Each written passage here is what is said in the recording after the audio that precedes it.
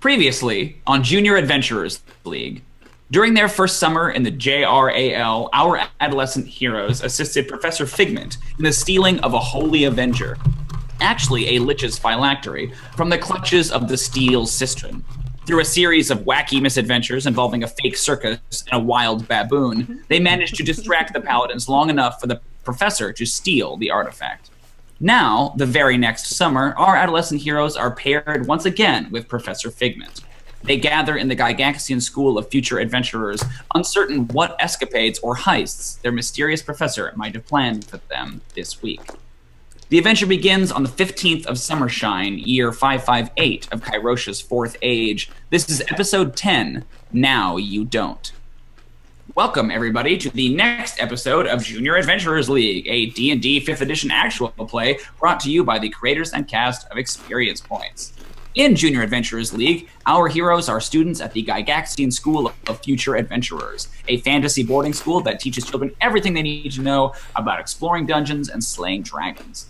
Each week, our adolescent heroes will undertake a new and perilous quest chosen by our audience in a weekly poll that will test their skills, their knowledge, and their teamwork. Experience Points, if you have not heard of it, is a web series based on real people playing real D&D. It is a 12-part web series found here on YouTube, and we are currently in the process of funding for our second season, which we will shoot in February. So if you are a fan of D&D, real people playing, then you can support us. We got all that via this here. You can find us. We're finding this right here. After that extremely eloquent explanation, let me quick. That's exactly how. A new idea. To be said. That's how it's written out for our stream. So if you want to help out our adolescent adventurers who frequently get into situations far over their very short heads, feel free to make a donation to the stream at the link below. You should be able to, in the description, see a donation link there. Let us know if you cannot see it. Right now, there are 2 tiers of donations. If you donate $2, you can give one hero of your choice 1d12 plus 2 points of magical healing, which came in very handy last week because of a very generous donor. Yes, and if you give $4, you can give the hero of your choice an automatic natural 20 that you can use at any point. We are currently working on redesigning our $6 perk because we really want it to be very fancy. So this week we only have those to do. In addition, however, starting this week, whoever makes a donation during this stream earns an exclusive PNG copy of the badge that our heroes earned the previous week. So, our heroes have not heard this yet, but they last week earned the Woodcraft patch, which is a patch you get for making 3 successful survival checks in one encounter. Yeah. Climbing a mountain definitely constitutes that, which is what they did last week. That is 1 patch on the road to 20 patches that they need to graduate. If they get 4 more patches, they level up to 4th level from 3rd. Yeah, you guys get it going. Absolutely. So feel free, if you guys want to make a donation, you will also be able to collect your own patches along with the Junior Adventurers League. All right, so let's get started. Let's do some introductions. Let's get your player name, your character name, and your class. And then describe for me real quick, your characters, now that you're 3rd level, actually have your own dormitories. You're rooming with somebody, whereas before you would have been in like sort of a larger hall. What does your dorm look like? Who's your roommate? Is it one of the other Junior Adventurers? Is it somebody else? Just give us a brief little picture into what your sort of dormitory situation looks like. Let's start on the far side with Jrmi. Why don't you go ahead and make an introduction, my friend? Hello, my name is Kate. I played Jrmi in Junior Adventures League. I played Mac in Experience Points, one of the co-creators.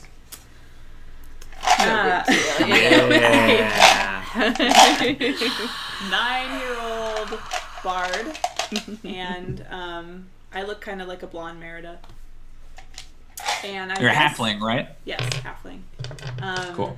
I guess my dorm probably, I don't know, she's such a stereotype already as far as like children go, so I like the idea that it's just an explosion of pink glitter and lots of annoying things. I don't know.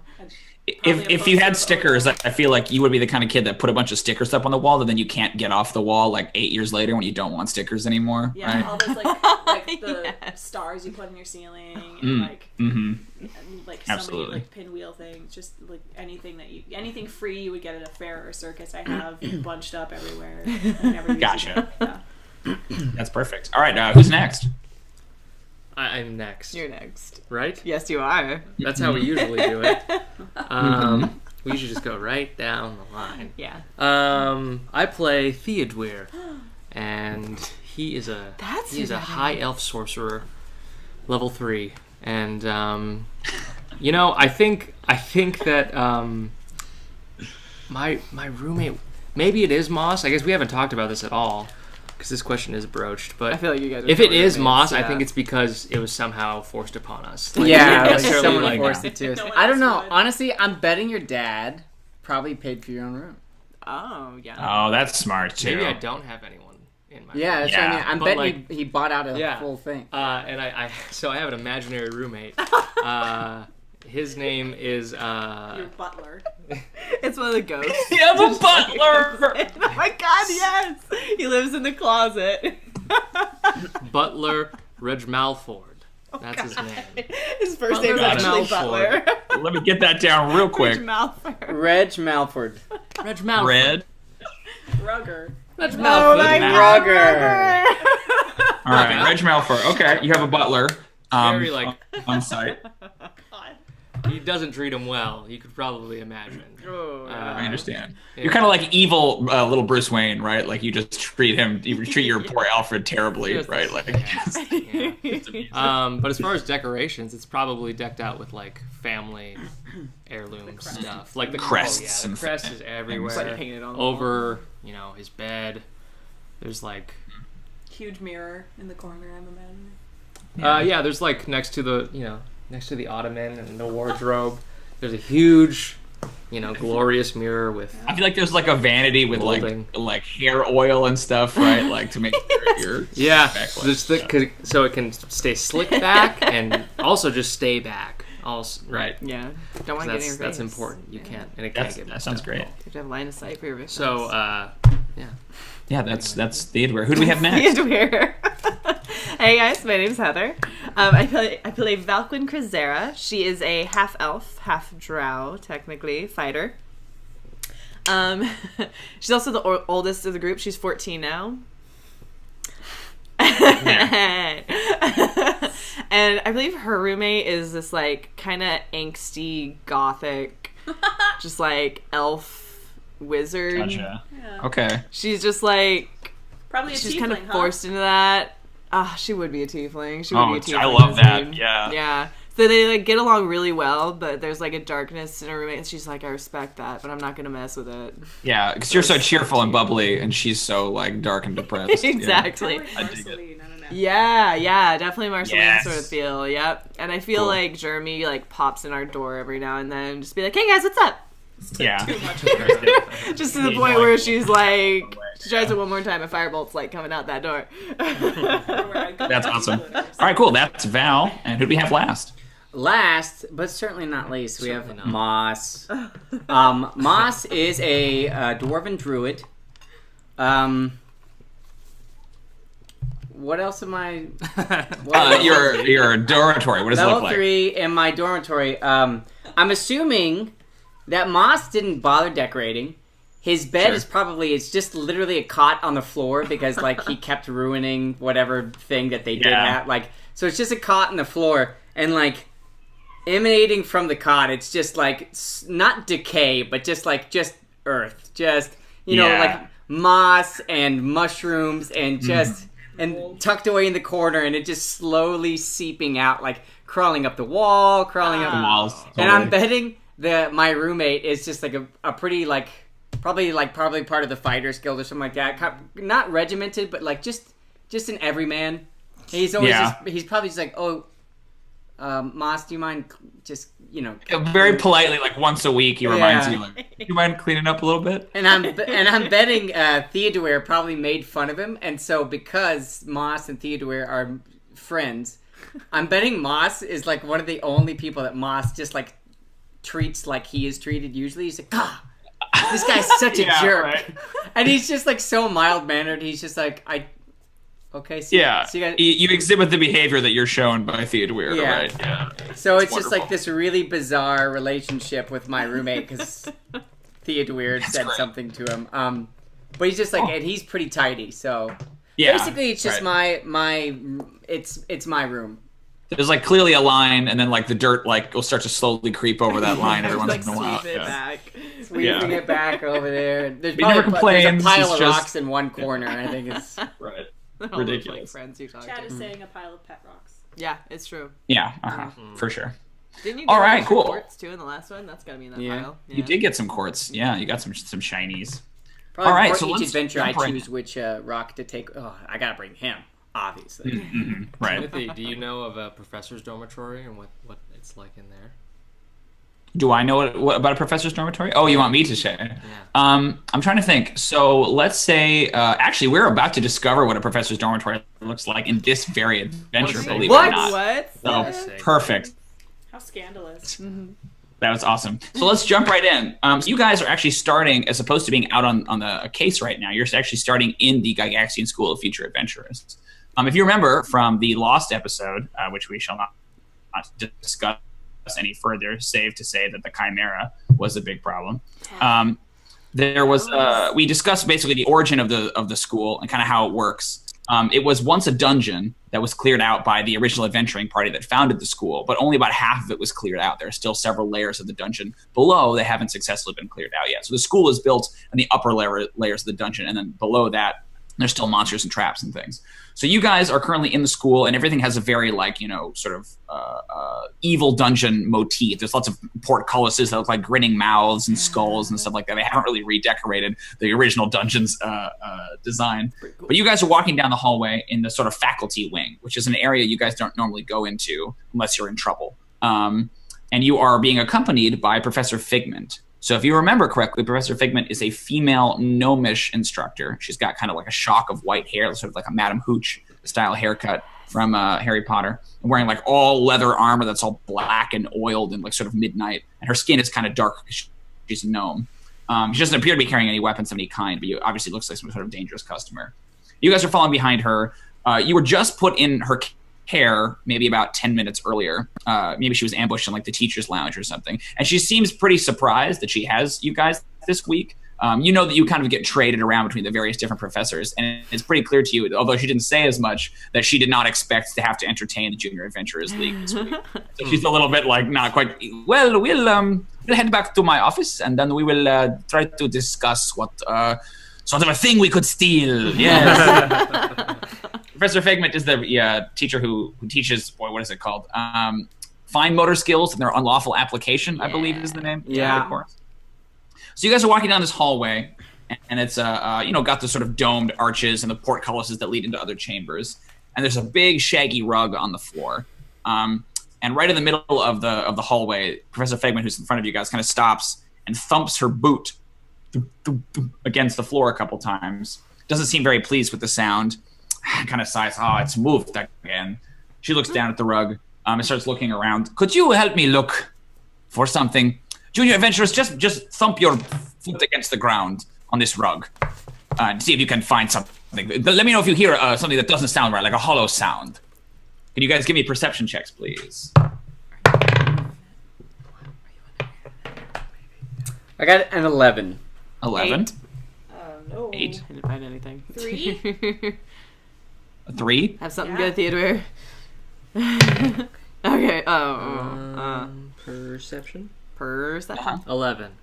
11. Okay. So this rug that you guys are standing on is relatively thick, and it is all just like patterned with doors, like little trap doors, as though someone has made a rug, but on that has stitched just different kinds of trap doors. Some of them are grates, and some of them are wooden, and some of them are like obviously meant to be hidden doors. And you're kind of going along and thumping all of them. You can't really you don't really know what you're looking for, what you're hitting each one of these things. It just sounds like a rug. Who got the highest? It was like an 11, I think. Yeah. 2 11s. 11. Oh, really? 2 11s. So Moss and Theodûir kind of happen upon the same one at the same time. And No. it suddenly sounds hollow underneath. It's definitely still a rug, right? The little square that you thump on, but you can tell that thumping this part of this kind of big shaggy rug makes a different sound. It sounds very wooden as opposed to being stone or cloth like the rest of it. Professor. The minute you do that, yeah, sure. The professor kind of like perks up and walks over. You found it. You found it. I Thank found you. it, yes. Only me. Their eyes kind of dark. Moss between is you. literally like standing on the door with him, like Well, Moss is trying to take Staring at him, credit. just like, Really, I put my foot on it first. Well, whoever found it, it is of little concern. Excuse me, if you don't mind. And she reaches down and she grabs a hold of it, and her hand like sort of passes into the rug, and you see that where it passes into, you see basically etched into the rug is a sort of version of her hand that grabs at the lever and pulls it up, and it reveals basically a blank black hole right where the door would be. She kind of reveals this trapdoor. Down you go, and gestures to you. I jump right in. Yeah. Cool. Val, with no compulsion, just steps. No, I'm just like, fuck yeah. Val, wait. Awesome. Moss probably Val feels is pretty gone. safe, so he'll probably follow behind. Like, Okay, cool. when have I ever run into anything dangerous at this school? I just don't really remember ever running into anything dangerous. Certainly not behind any secret doors or No anything. Like secret doors, no nothing. Especially, I got night vision, or dark vision too, so. that. Okay, cool. It is like sort of unnaturally dark when you pass through, but the minute you go through the doorway, I will describe what you see. What about Theodûir and Jrmi? You guys gonna go in? Why? Yes, Well, why? that's my office, young one, and that is where we will discuss what our adventure is going to be for this week. Your office is in a hole in the floor. It's in a trap door, Theodûir. A trap door. Well, that sounds like a trap. But it is a trap that I have created, so it will not harm us. Can I do an insight check on the professor? Yeah, Is absolutely. anatomy, is that magic somehow? Yeah, I like the idea that the minute that you were like brought to the faculty wing, Jrmi like suspect like, oh no, not this again. Like I'm gonna get yelled at. Detention. I got a 4, so I'm probably 4, yes, yes. You're in deep trouble, Jrmi. I don't want to go in there. Is that where I You're get going to get in locked up? trouble if we don't go in. Why am I already in trouble when I'm here? Well, might as well go Are in you sure you, Jrmi, you will be in no trouble at all? Let's just step inside quickly and get this over with. Come on, Jrmi. It'll be fun. And then I'll jump in. Okay, cool. It'll be fun. Yeah, I'll begrudgingly like crawl in as slowly as possible. Okay, cool. You step in, and then the professor will come in behind you and close the door. So you fall for a couple of seconds in sort of magical darkness, and then you sort of thwomp down onto a basically big heap of what look like pillows. Nice. So it's first Val comes down, and then Moss on top of Val, and there's a long enough pause there where you guys could get out of the way if I'll you wanted. definitely roll away. Moss, do you roll out of the way, or do you stay in the pillows? Moss would probably roll out of the way. I mean, he's got no reason Cool. not to, so. Yeah. Awesome. Moss rolls away. Theodûir comes down. Jrmi, and then the professor. So it felt like you fell an extremely long time. You felt like maybe 15, 20 feet, something like that. But when you land, you kind of look around and you see that on the wall behind you in this chamber are just thousands of paintings. And immediately behind you, maybe 5 feet from where you landed, there's a painting that looks like of that exact trapdoor that you came through. And when you turn, you see that each one of the people basically comes falling through this painting. So first it's Val, and then Moss, and then the Theodûir, Jrmi, the professor. You're looking around at the space that you're in, all these big dusty pillows, and you kind of look up and you see this vast, spacious chamber, kind of like a big ballroom or something like that. But it is absolutely just filled with junk. There are big curtains that kind of compartmentalize certain areas of them, and the curtains are all kind of like mothy and dusty, and they hang up from the ceiling maybe 30, 40 feet in the air. And you just see big piles of strange furniture and like books and all kinds of wackiness. It's not like all heaped up like garbage, but it is sort of like a shut-ins apartment where everything is like stacked up in ways to make little paths you can walk through. All kinds of just bizarre odds and ends everywhere. The professor kind of stands up and dusts herself off. Welcome to my hideout. Go ahead and make yourselves comfortable. Are any of you thirsty or hungry or anything? Have you had lunch yet? No, I'm hungry. Okay, we have one. Anyone else want something I'll to eat? take some food, some drink. Okay, well, yes. Let me see what I can cook up then. Go ahead, amuse yourselves, and I'll be back in 5 minutes or so. She sort of departs and heads off. Running to the closest pile. Yeah, I'm just gonna start searching through for rocks and stuff like that. So. Okay, yeah. Anyone who wants to like search through the area, go ahead and give me a. I'll say investigation because you're spending extra time. You could also roll perception, I guess, if you want. Well, I kind of want to do like a quick glance to see if any of the like compartmentalized areas have more of like the weapons and armor sort of. Okay, yeah, that's perception then, definitely. 13. Okay, cool. I'm going to use perception if that's okay, just because investigation isn't ideal. Yep. 15. 15, 13. Well, what are Theodûir and Jrmi going to do? I got a 13 investigation too. I'm kind of, I guess I don't really know what I'd be looking for. I feel like there's so much to look at. And I'm also maybe looking for like escape routes too. Totally. Places out to of here hide. for sure. What about you, Theodûir? Can Theodûir go over to the paintings and do like an Arcana check on them? Yes, you can. Cool. Go for that.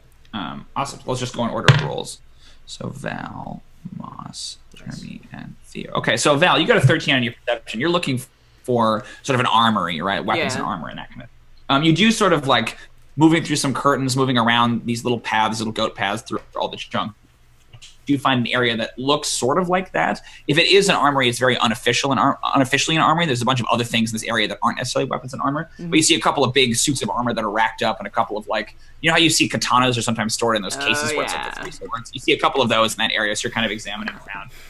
The one thing you do notice that kind of jumps out to you as you head over there is there's a big set of like black wrought armor that's like got a big grinning skull face and like skulls on the shoulder pads and skull like gauntlets and like super just demonic and evil looking.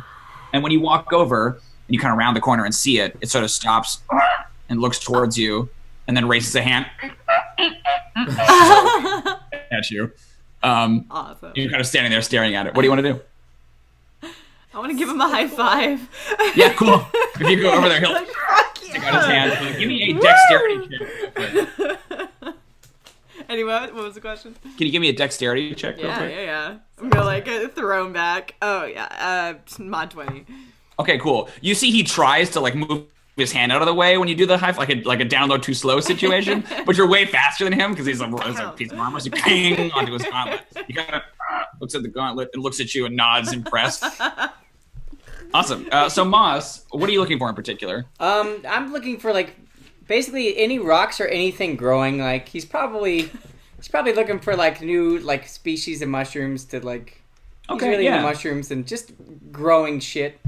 Sweet. So you're kind of like flipping over like cushions and looking under like bureaus and stuff.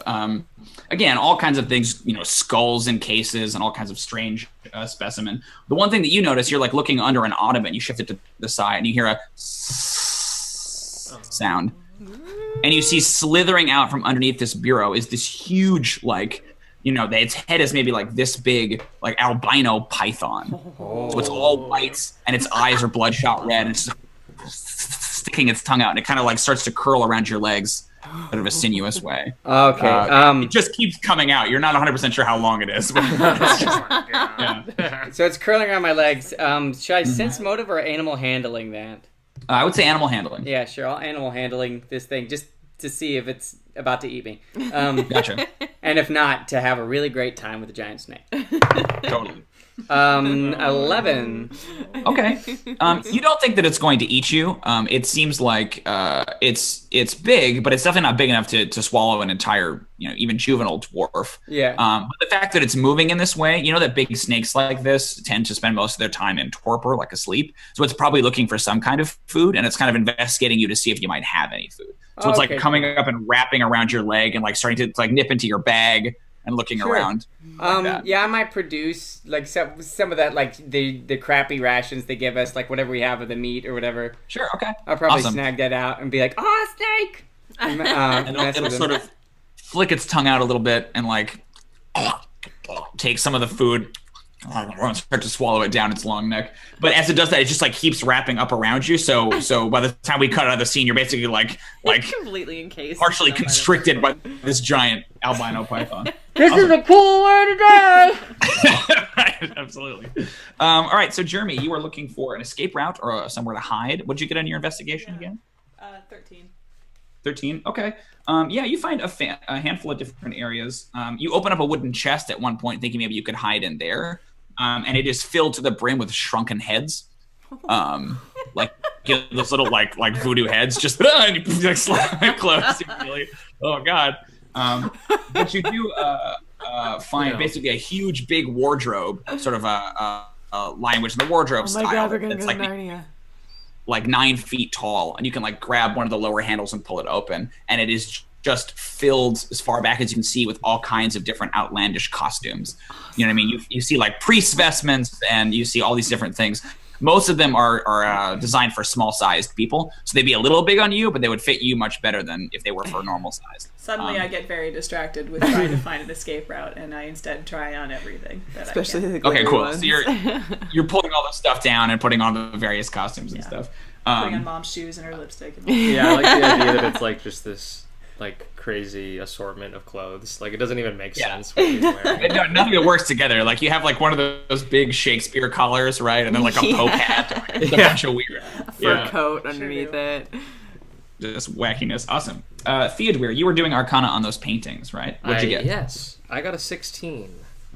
Okay, cool. Yeah. It's pretty clear to you how it would work. It does look like it's some sort of a teleportation spell, and you can see that the one painting right behind you that has the trapdoor is clearly the way that you came through. Yeah. But you're kind of getting distracted by paintings on other sides. Yeah. So you go over and you see that there's a painting of like a ship that's burning on a bay. Like you can see a city in the background, but it's moving. Like the fire in the painting is moving, like sort of a Harry Potter style. And as you walk closer to it, you kind of feel the warmth of the fire on your face. No. You're like, yeah. So you're not sure if it's an illusion or a teleportation of like a portal. You don't really know. Can I stick my There's head in? one. You want to stick your head in? Can I try? Yeah. So you lean forward and Wait.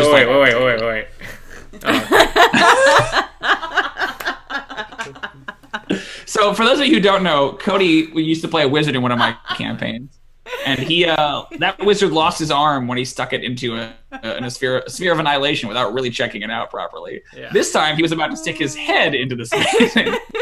a lot less disposable than an arm. Not even a What would check, you like to just do like, instead? Instead of sticking my own body part in, is there anything Grab like moss. on the ground around that I could maybe pick up? Yeah, let me see what you have. Moss, come here and put your hand in here. Moss, come over here. Just check it out. It's got fire on it. Actually, yeah. Moss, come over here. Can't move. Moss is partially wrapped up by this python, right?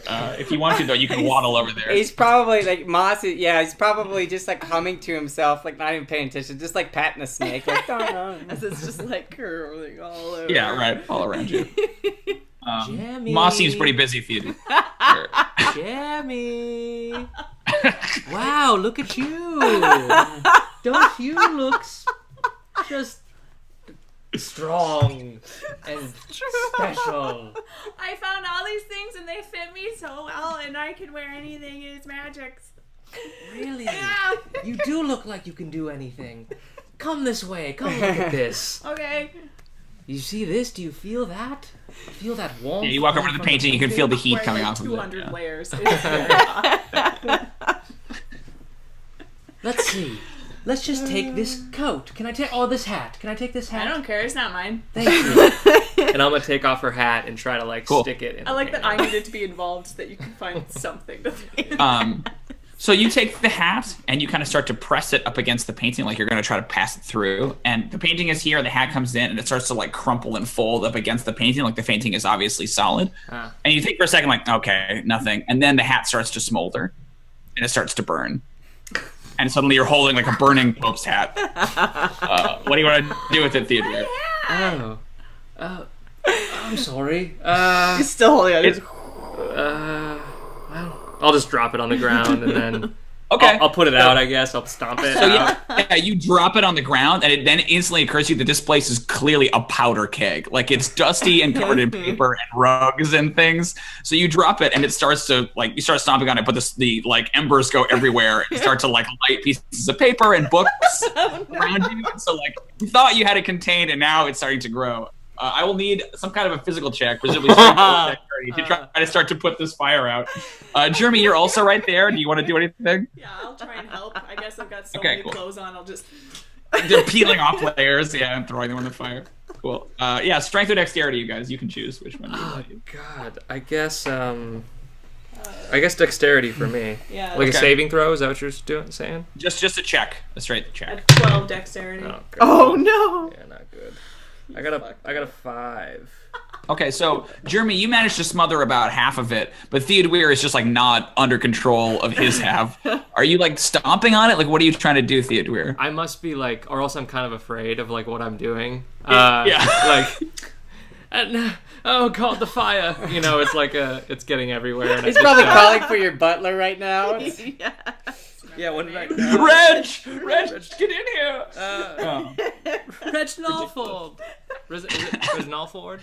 Is that what I said? I have Reg Malfour. Is that not what it was? Reg Malford. Reg Yeah, Malford. Yes, Reg Malford. Yeah, let me write that down. You're calling Where's Reg for it, Malford when obviously. I need Can't him? hear you. God, he's never around at the right time. So the fire is starting to worsen over there. Both Moss and Val, I'm going to say you guys are like within at least smelling or hearing distance of Theodûir's panic. What do you want to do? I feel like this whole time I was just hanging out with this awesome suit of armor. We were just kind of like, I don't Making know, out with it handshaking Right. or like Yes, dancing absolutely. or something. Yeah, It's Moss will on the probably. rack, so it will kind of try to dance with you, but it can really reach the ground, right? Moss will go over. Moss will untwine himself from the snake, Okay, sure. whispering cutesy little like, "Oh, come here, you know, just like, Looking at you. I'll be right back. Okay, I just gotta go put out a fire that this idiot started." So and then Moss will go over there and he'll try to help putting out the fire. Okay, yeah, you can use Dex or Strength, or if you have some kind of spell or ability that would help you put out a fire. Would Druid craft? I know I can instantly start or snuff out. Yeah, Druid craft fire. is perfect. Yeah, That's so a I'll great use my cantrip to Druid craft. Yeah, awesome. What does this look like? It's probably actually like pretty like. At this point, he's third year, but it's a cantrip, so it's just like boom. So Yeah, you snap your finger. Yeah, he and snaps his fingers, and the fire just goes. Yeah, suddenly there's little piles of soot and ash all around. Theodûir is like a little scorched because it's like just starting to crawl up your robes, right? Is there? You guys stand there. It's like a little bit of like black smoke rising. One of the curtains parts, and you see the professor come around the corner, and she's got like a tray, and it's got a bunch of cookies on one tray, and then like some glasses of milk. And she stops and looks over at you. Oh, you put it out. Oh, cookies! Jrmi just grabs a cookie. The professor doesn't seem to look too bothered at all, even though the hat is pretty much destroyed. She just sort of like, she like goes and sets it on a nearby end table. She'll probably fetch you, Val, with the called cookies. Yeah, you guys are free to dig in. Yeah. And have some. Awesome. Moss will probably like shove a cookie into his mouth while asking her about the snake. It's like, so if I have to come over, when can I come and see the snake again? What's his name? Because I'm. His name is Algernon. And yes, you are free to come and visit him whenever. I wish I had more time to spend with him, but he's, you know how pythons are. They don't usually need a lot of care or attention. Did you feed him? I gave him part of my lunch, my adventurer's lunch, but Oh, that will not do. no. I'll have to find a rat or something around here. Oh, where is that thing?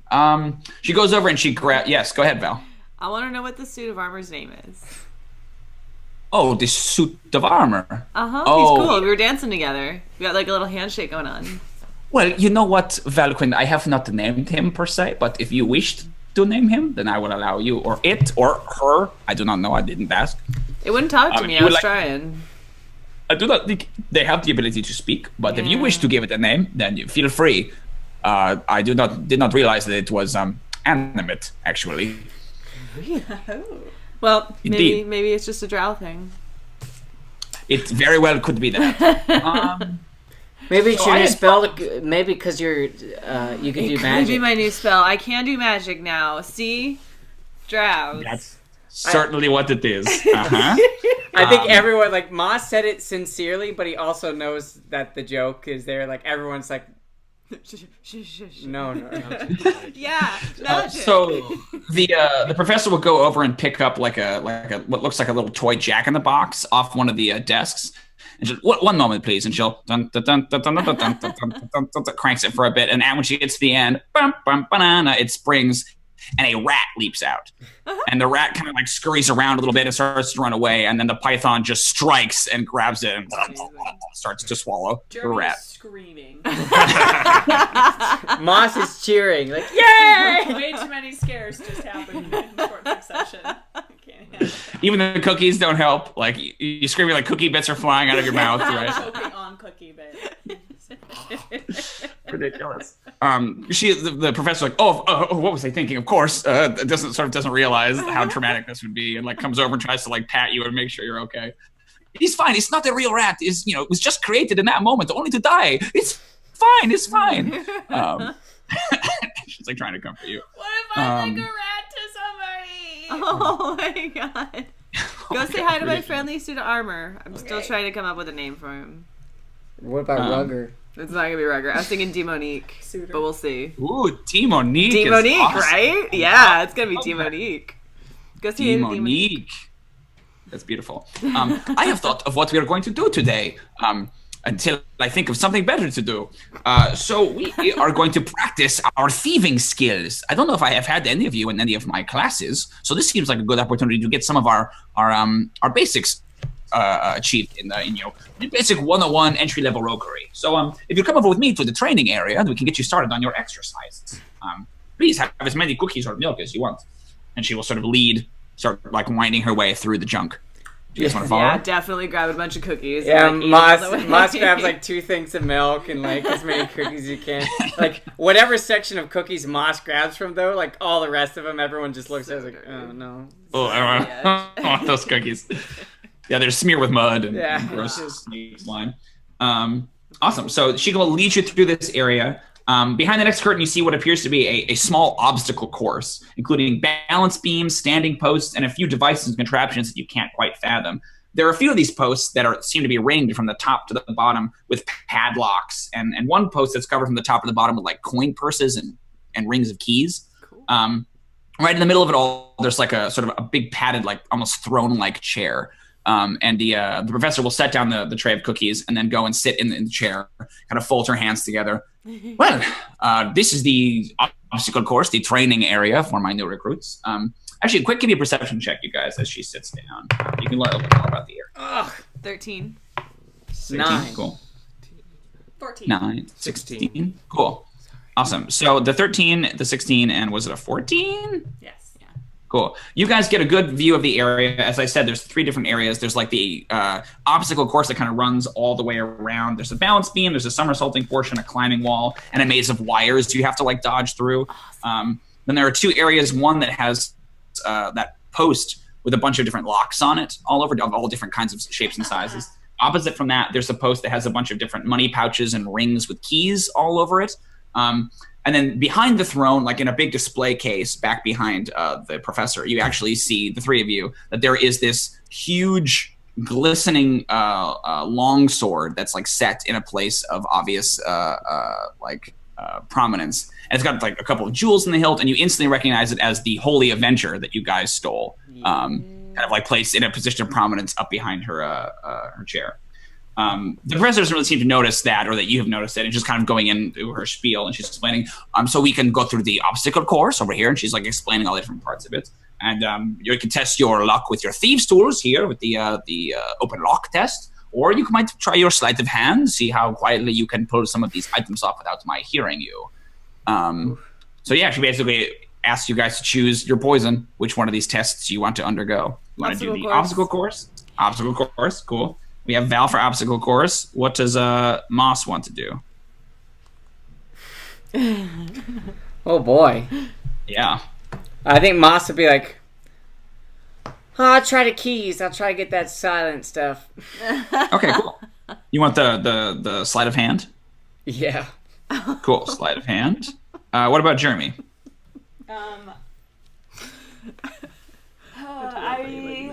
Is the sleight of hand the lock picking, or is that the trying to get things without? So they're different. One of them is lock picking, and sleight of hand is the like pinching the coin purses and the keys, that kind of thing. So what's lock picking? Is that? That's going to use thieves tools, which is like a proficiency. Yeah.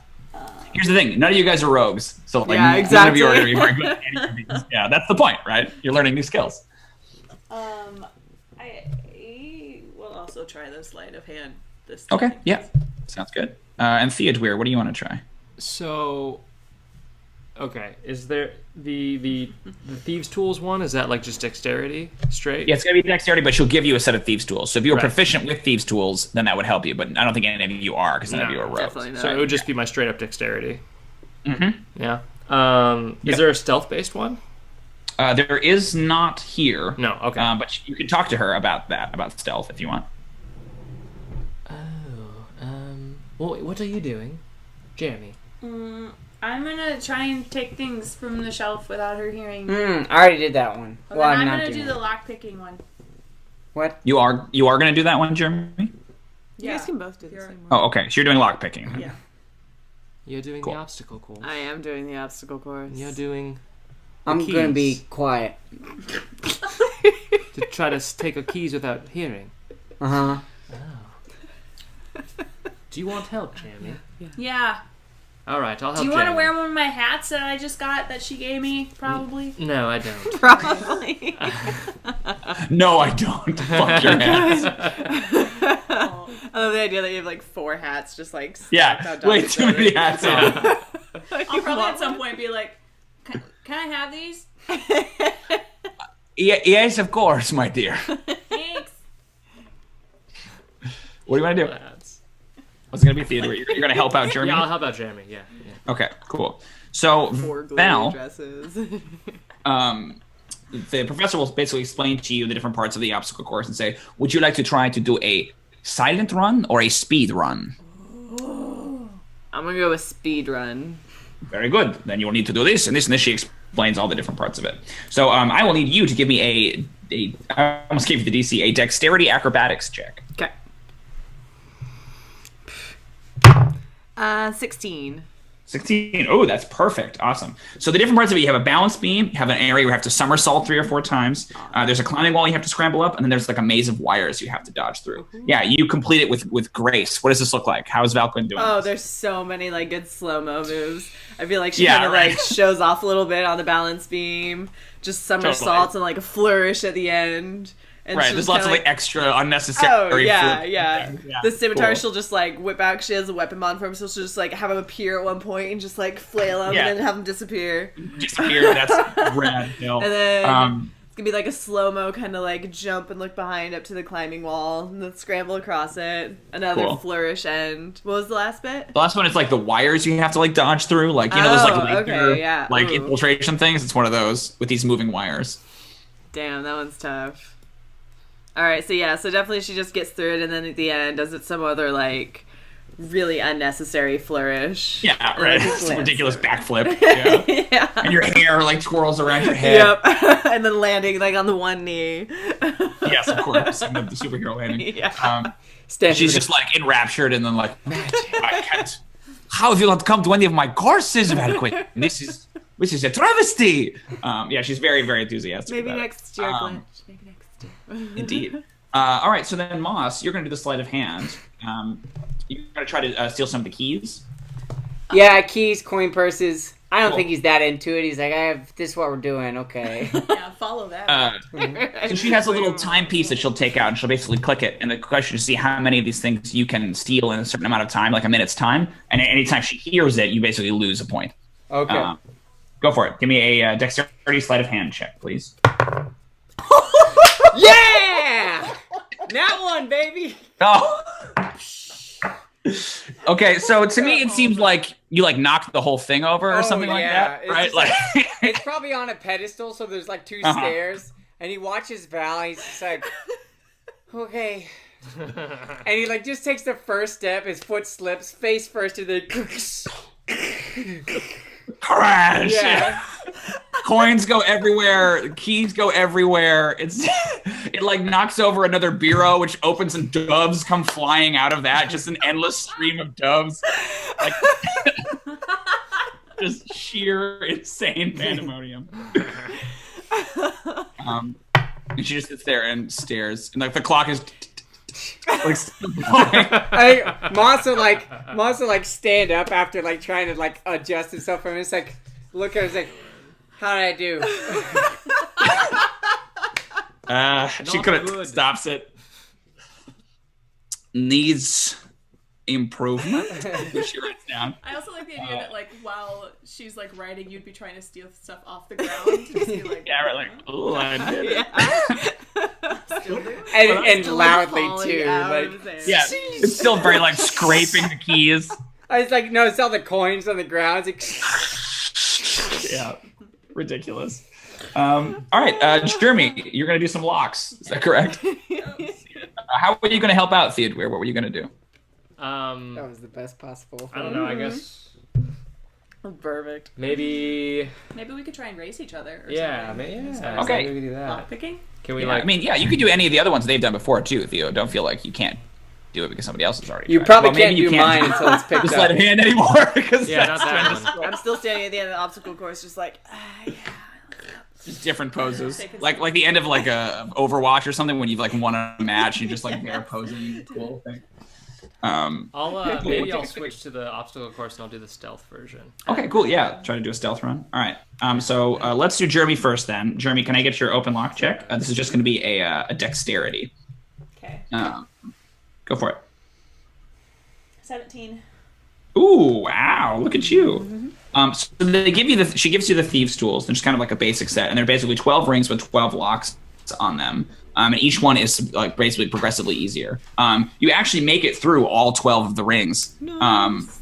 But my question is, how do you how is Jrmi so proficient with this, right? Like, since you've never really done it before, you just have like a natural lockpicking ability, or what? I think I have a lot of like those diaries and caboodles and shit that because yeah. I have a lot of siblings, so I probably have all of my things have little tiny keys and locks and stuff. So like I'm used to, so I probably just like sit down and I'm humming or like playing my kazoo or something. And and like I don't recognize what I'm doing. Like it's not skill on my end. I'm just like, these locks make sense. I'm used to locks. Yeah, effortlessly picking your way through. Can you give me a perception check real quick? 8. Cool. So you're going and you're doing the whole thing and it's awesome and you're picking your way through and you feel really proud of yourself. You get to the 7th lock and you pick it and suddenly you hear like a release inside of it and it just shoots white powder out and blasts you right in the face. And you're kind of like holding it for a second. You kind of lick it off of your lips. Even before that happens, you know instantly that it's flour because you were a baker when you were a kid. Basically, this thing has been trapped to squirt flour at you. You kind of look over and see the professor is like smirking. You know, if it had not been flour, you would be in a very different predicament. I once knew someone who got sprayed in the face like that, and it wasn't flour, it was acid. Be a little more careful next time, Jrmi. You don't need to go so quickly. What?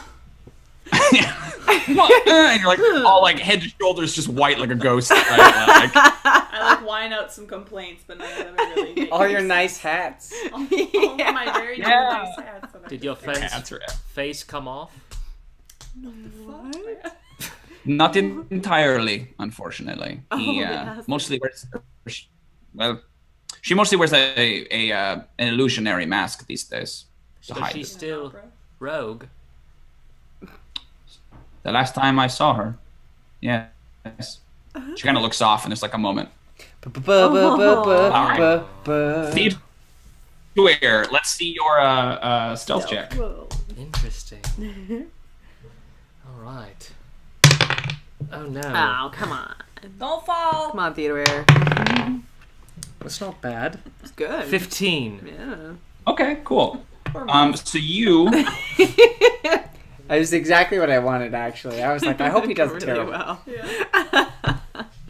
So the difference here is that Val had to do it in a certain amount of time, which obviously she did incredibly well. You don't have the time limit, but you can't basically make any undue sound the entire time you do it, right? You're trying to be as quiet as possible because you're doing the stealth check. So you make it through everything but that last maze of wires. So the order is the balance beam, the somersaulting portion, the climbing wall, and then the maze of wires. So do you want to maybe describe real briefly what does Theodûir look like as he goes through those things, and then what trips him up at the very end? Well, if you can see him stealthing around, like if you can actually see it, Yeah, it's you can see him. probably not graceful. It's probably really awkward and like maybe creepy looking. Like, tunic. Not even tiptoe, but just like kind of like long, like long, Yeah. like kind of like Continuous. spider like kind of movements. Everyone you know, watching like, is just like, I'm witnessing something I shouldn't. yeah. If he was a couple years older, then no one would sleep with him. They'd be like, oh, God. Yeah, kind of gangly, spidery side. It's probably really Okay, weird. cool. I wonder why. So the last section is like the scariest section, right? That's with like the moving wires that are stretched taut, and you have to kind of like dodge in between them. So it seems to make sense to me. He would just get like tangled in those, right? Yeah, like that could. Probably just your robes. Yeah, there's Yeah. like could have maybe held up. me back and like. right. Maybe I just audibly got frustrated. Just like, Yeah. oh, this is stupid. You know, just Yeah, that makes magic, sense. I would You would just start complaining about it. burn all of You were these like, ropes it's up supposed to be and a silent test. No points for style, I'm afraid. Can always try again next time. Can I get you guys to real quick give me an insight check, please? All four of you. Ooh, look at that. I got a 13. I got a 6. 14. 11. Okay. So Jrmi, you Theodûir is just finishing his silent obstacle course, and you are still kind of covered in flour. Maybe you're wiping the flour off of yourself, and you look over at the professor to see the kind of how she's going to criticize Theodûir's performance, and you realize that the sword in the case behind her is gone. Oh shit! And that is where we're going to take our first break, actually. What? Awesome. Yes. Awesome. So we'll be back in about 5-ish minutes. We're going to go run to the bathroom. We're going to throw up a screen, and then we will see you guys in a little bit.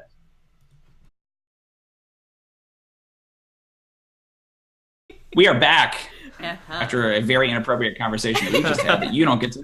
God, Cody. When last we Lost left episodes. our adolescent The heroes, lost break time. Jrmi, it's like a shot of Jrmi, like, and then a shot of the sword missing from the display case behind Professor Figment's head. What are you guys gonna do? What is Jrmi gonna do? You're the only one who knows about it. Professor. We should go home. Nothing else to do here. Yeah, I'm kind of hungry. I'm Yes, full. yes, Did Jrmi. you see What that is last it? How flip I come? did? It was okay. It I was, mean, oh man. I Guys! was super stealthy. Yeah. The What? sword's gone. What? The sword's gone. I didn't do Guys, it. give me insight checks with advantage, please. Oh, advantage. Me too. No, you're fine, Jrmi. Everybody else. Crit. 19. Cool. So yeah, appears above she your head. points that out, and there's this moment when you're all looking at the sword, and then it just disappears as though it was not there. The professor kind of looks back and starts and leaps up out of the chair and is looking around. Something's going wrong. There's someone else in here with us. She's searching around the room. What do you guys want to do? Hello. Perception? You can do perception. Yep. 12. Okay. Anybody beat that? Anybody else rolling it? Yeah, I'll look around as well. Okay.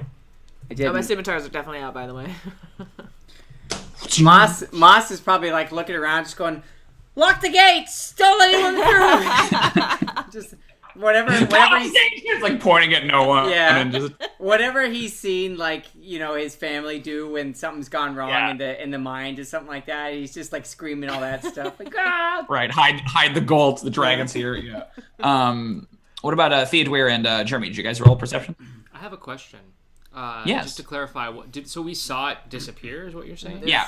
there You was were like looking a- at it, and then it vanished. But when Jrmi pointed it out, Jrmi didn't see it, right? So, like, you're not sure whether it went invisible or whether it was never there in the first place or what the situation is. Oh, okay. Now If you want to, Theodûir, you could roll an Arcana check to try to figure out. Yeah. Yeah. That's definitely what I want to do. Can I try and make my hello an intimidation?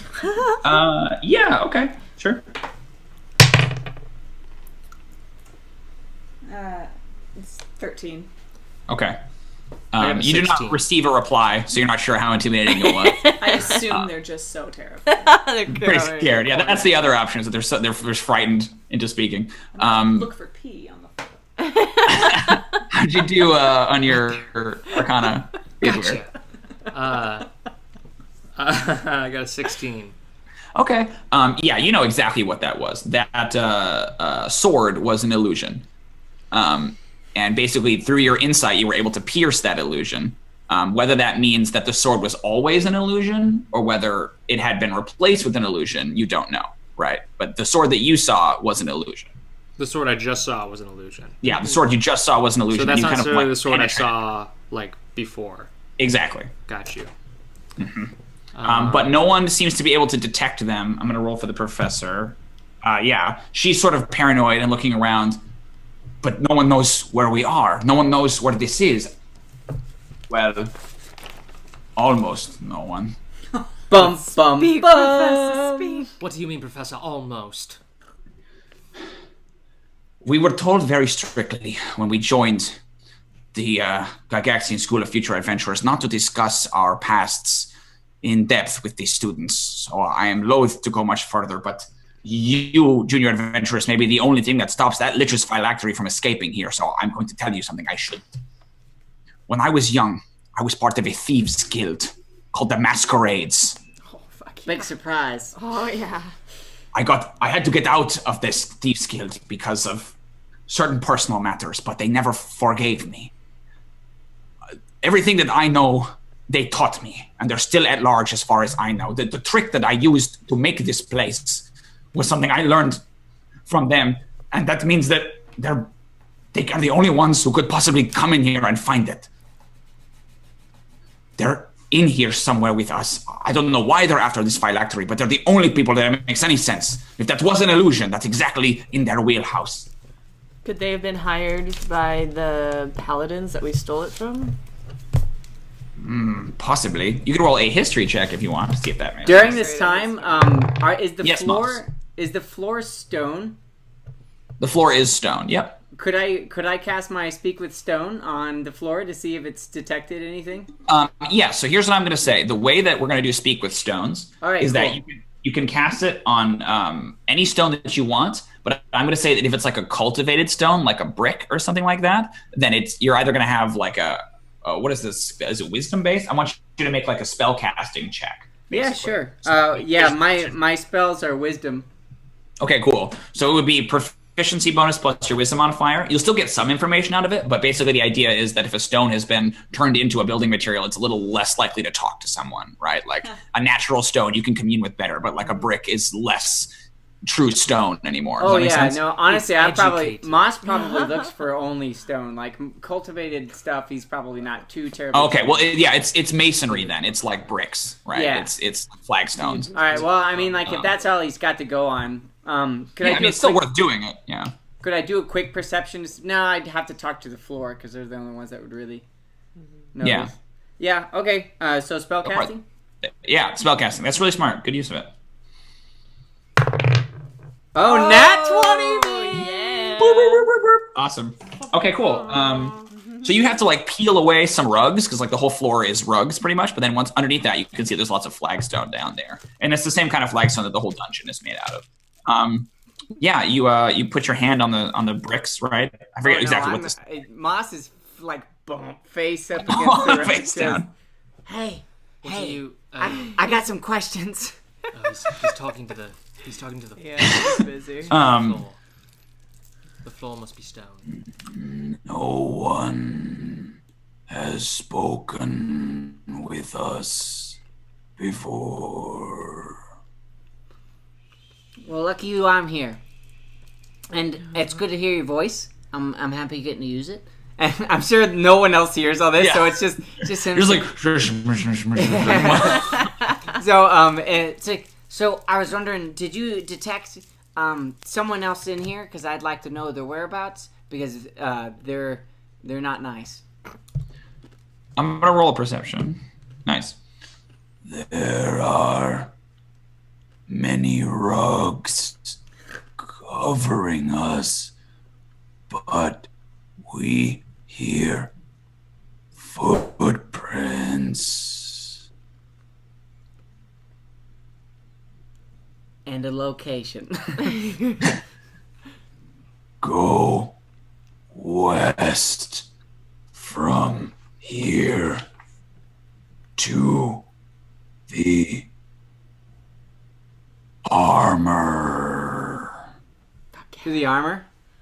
Mm-hmm. All right. I guess. I know Thank you, buddy. Hey, I'll be back to chat with you guys because you guys are probably lonely down here. Okay? I'm going to come see the snake. You guys probably met the snake. And I'm going to come talk to you guys again, okay? See you later. Thank you so much for the help. Goodbye, little flesh one. Okay, I'll take it. You cover back up with the rodents. Yeah. So while he's doing that, what are the rest of you guys doing?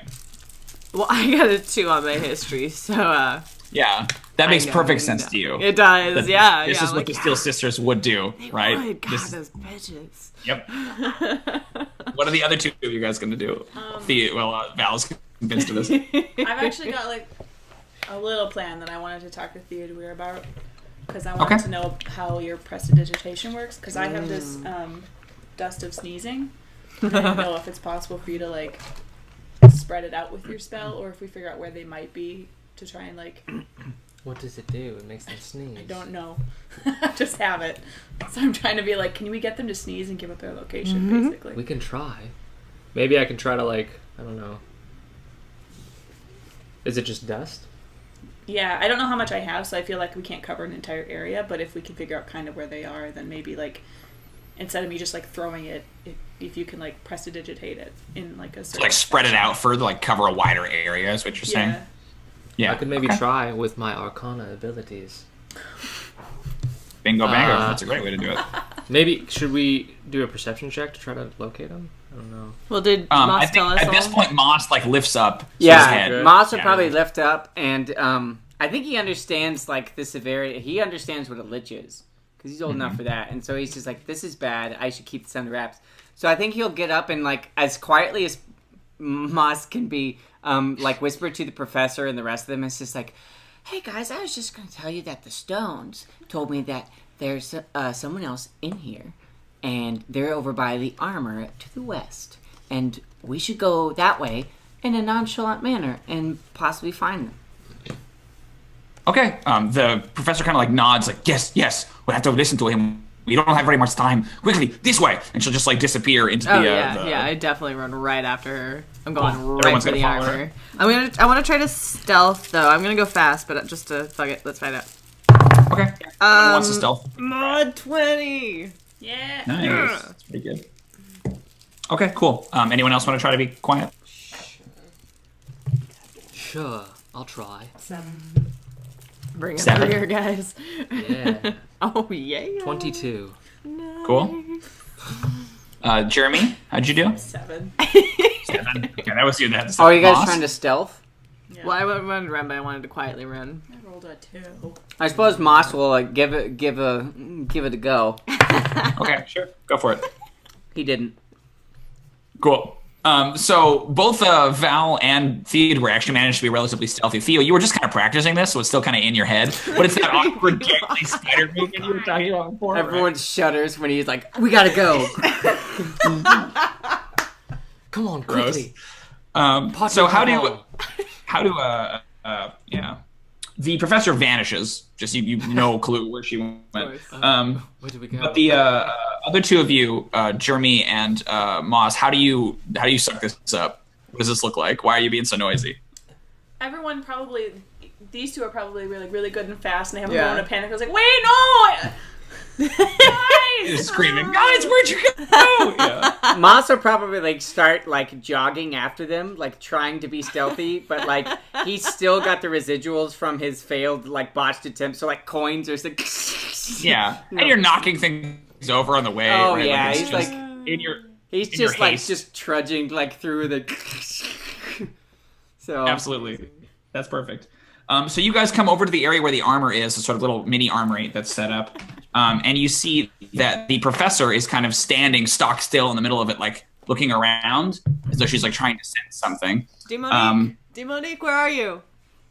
I guess I don't know if the armor knows how to respond to that. But when you come in, it'll sort of point and wave at you again, just excitedly. Yeah. Interesting. What do you guys want to do? I want to like, oh, I have message. Can I message you and say like, do you want to try the sneezing powder thing in here? Spread it all over. So, Theodûir, you that's hear what it's Jeremy's like. voice whisper in your ear. Do you want to try the sneezing powder in here? Can I whisper? You just think it back, basically. Yeah. Oh, okay. You get one response. You Yeah. Then I'll say, "I'm ready when you are." Okay. Cool. I like how we don't have any warning Or I'll of think this. it, I guess. Yeah. You probably know how message. You very well might be caught in the sneeze blast. Yep. I'm Right, like, can I do perception as they're doing that? Yeah. What do you want to do, Moss? I suppose Moss is probably heading up behind everybody else, and he just like trudges into the room and is percepting around. Ooh, yeah, that's good. Mine wasn't. Perception was a 22. Okay, cool. How'd you do? I got a Val? 6. I did nothing. I just go back over to Demonique and we're just chilling. Yeah, you're hanging out. Cool. Awesome. So let's see. The professor standing in the middle, Moss, you succeeded on your perception. So I'm going to say that you get a sense, basically, towards the back of this little armory area, you hear a sound. You hear something basically like shift and move, like one of the rugs kind of like skirts in a way to suggest that someone is standing on top of it. Just like a very subtle little movement. Yeah. Well, I've still got speak with stone going on as well, so maybe that has something to do with it. Like, sure, yeah. They kind of like indicate there, and you have a general sense of where they are. That's very cool. So you have a general sense of targeting. If you want, you could try to assist Theo and Jrmi's attempts to disseminate the sneezing powder, because you know where something is, at least. Okay, yeah. I'll definitely be like, back corner! Just point right over there. Awesome. So Theo, if you want to try to use prestidigitation to spread this out, I will say you have an Arcana check, and I will give you advantage because you have Moss's help from the targeting. All right. Does that work for you, Jrmi? Mm-hmm. So maybe it's like a nod or something like that. I've got this little like and pouch then you that I'm like like you throw it in the air, Yeah. Cool. Oh! Yeah, you throw it in the air, and I like cast my wand out at it. Or no, wait, no, that's right, I don't have a wand. I have my orb. Your orb. So the orb comes out, and I just like, I don't know. I guess is it a pouch that's tied up? Like is it tied? It's probably just like a powder. Oh, it's just a powder. In okay. In a cool. pouch. Then then this cloudy the cloudy substance in the orb, I like pull it out and I like whip it at the powder, and it like kind of tries to glide it across over there. Cool. Yeah.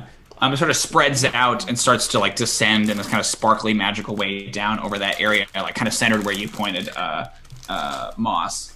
All right. I'm gonna make some Constitution checks here real quick. Oh, you lucky bastard. There's a long pause, and you hear like, and then like another voice is from a different area by, and then in unison, 3 voices go, "Achoo!" Give me insight checks with advantage, you guys.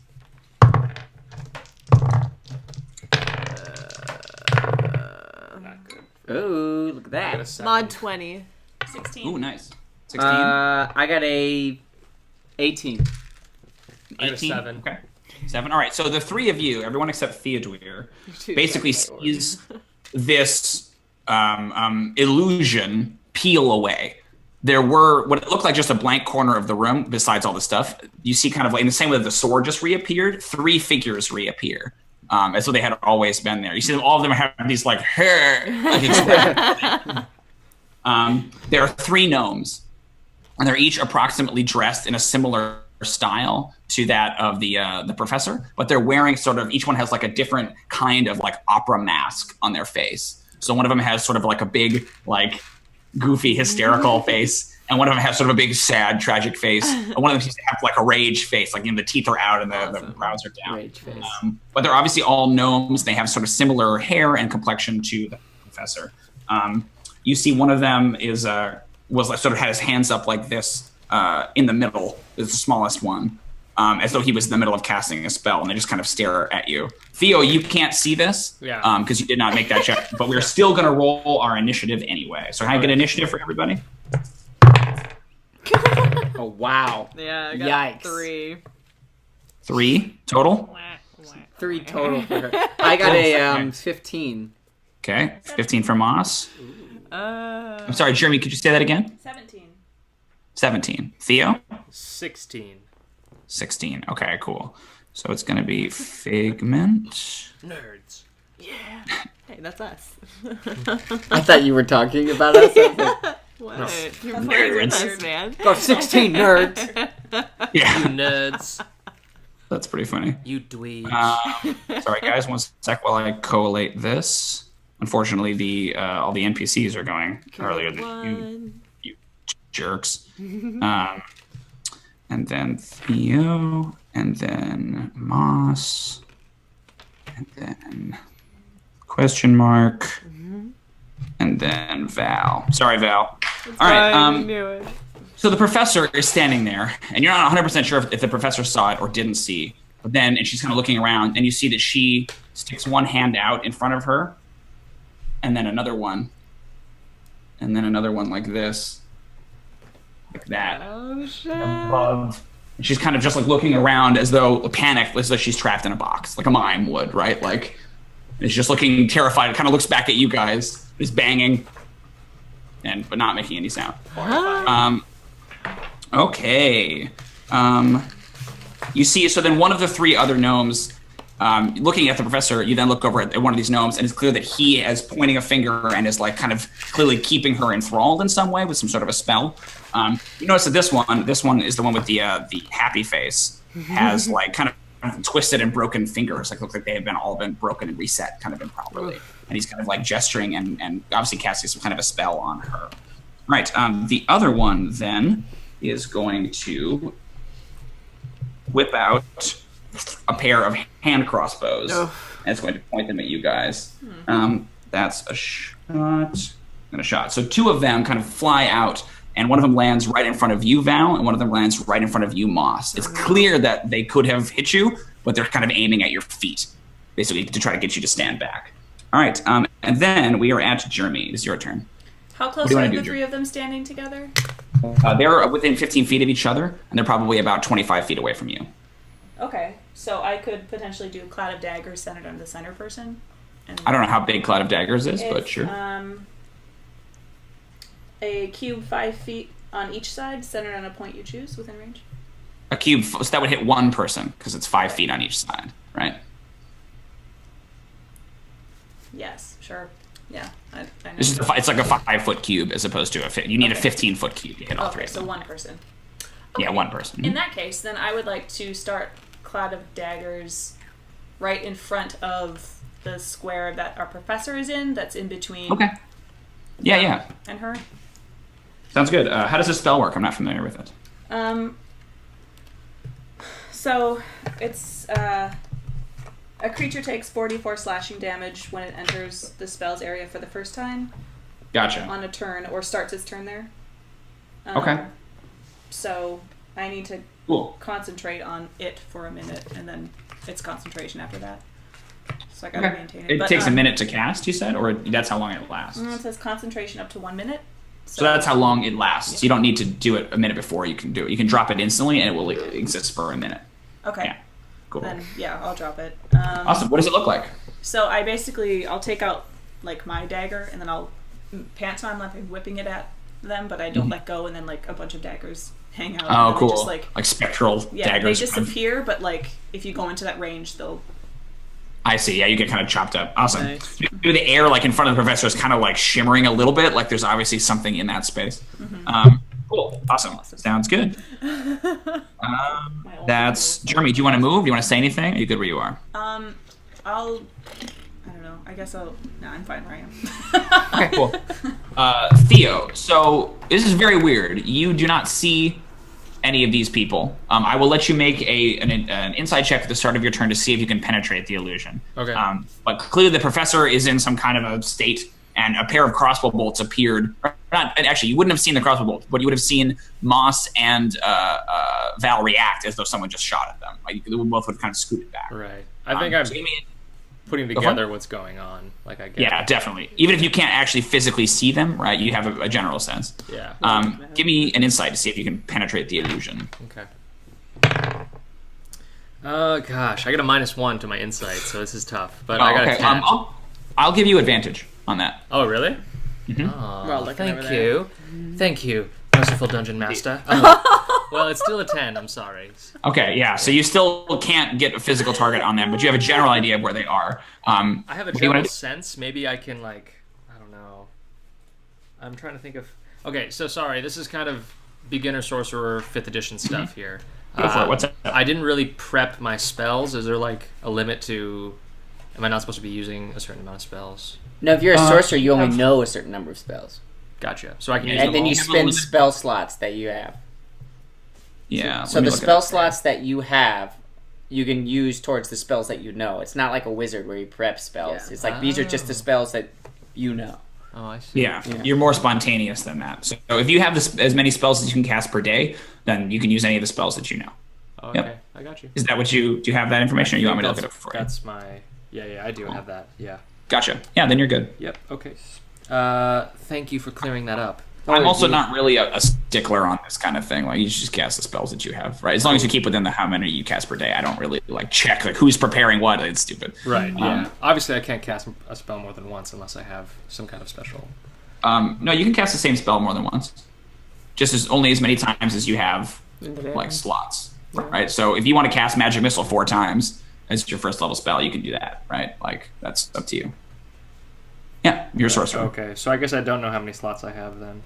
So you should have 4 first level spells and 2 second level spells at I third have level. that, But you only yeah. know 4 spells total. Gotcha. That's fine. Just cast whatever you want for today, and then if we need to figure it out, we can. You're fine. All right. Thank you for watching Cody Learns Dungeons and Dragons. This is how to play, 101. in case you were wondering. Okay, now let me look. See. Yeah, see, a lot of these are like single target. So I would say you can make an attack against one person, but you'll just have disadvantage. You have a general sense of where they are, but you don't know exactly, so you're going to have basically a chance of failure. Okay. That makes sense. All right. I guess Or if I'll it's just, I'll do okay, I'll do Chromatic Orb then. I'll try to attack them with Chromatic Orb. Someone in that vicinity. Yeah, go for it. With disadvantage. Here we go. Is it an attack roll? Yeah. Oh, man. Well, one of them was a 20, which is cool. Oof, that's brutal. But I still got a 15. A 15? Yeah. Yeah, that'll do it. Yeah. Cool. So that is 14 damage to whichever one I hit. Okay, cool. Sounds good. Ouch. What What is is this lightning damage? Because I get to pick. Lightning? Yeah. Cool. Nice. Yeah. Feather and leather. This is the one that comes out of the orb, right? Yeah. So like this element will kind of come out of the orb, and you could maybe see in the orb if the camera zoomed in. There'd be a lot of little elements kind of like floating around in there. In the Gotcha. thunderstorm. I just pluck one out and like throw it out. That one. Yeah, so you blast it out, and it does seem to, you go basically towards the area that Moss indicated before, the kind of person who was in the middle, and it does seem to like, and you hear like basically another voice kind of crying out in there. So you're pretty sure that you hit something. Great. I'll say. But what's funny about it is that you don't see, the lightning seems to pass through.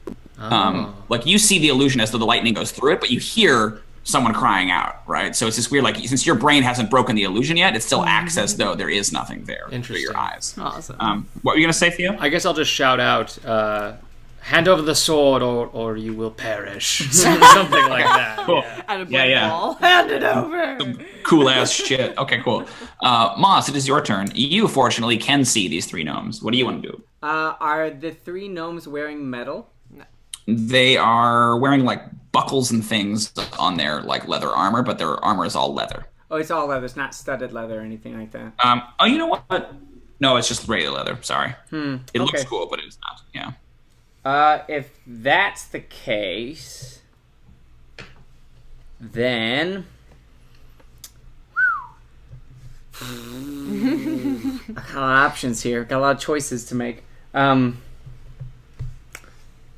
I do spike growth? I should do bark skin. I get messed up pretty good. You'll see. I think Moss will.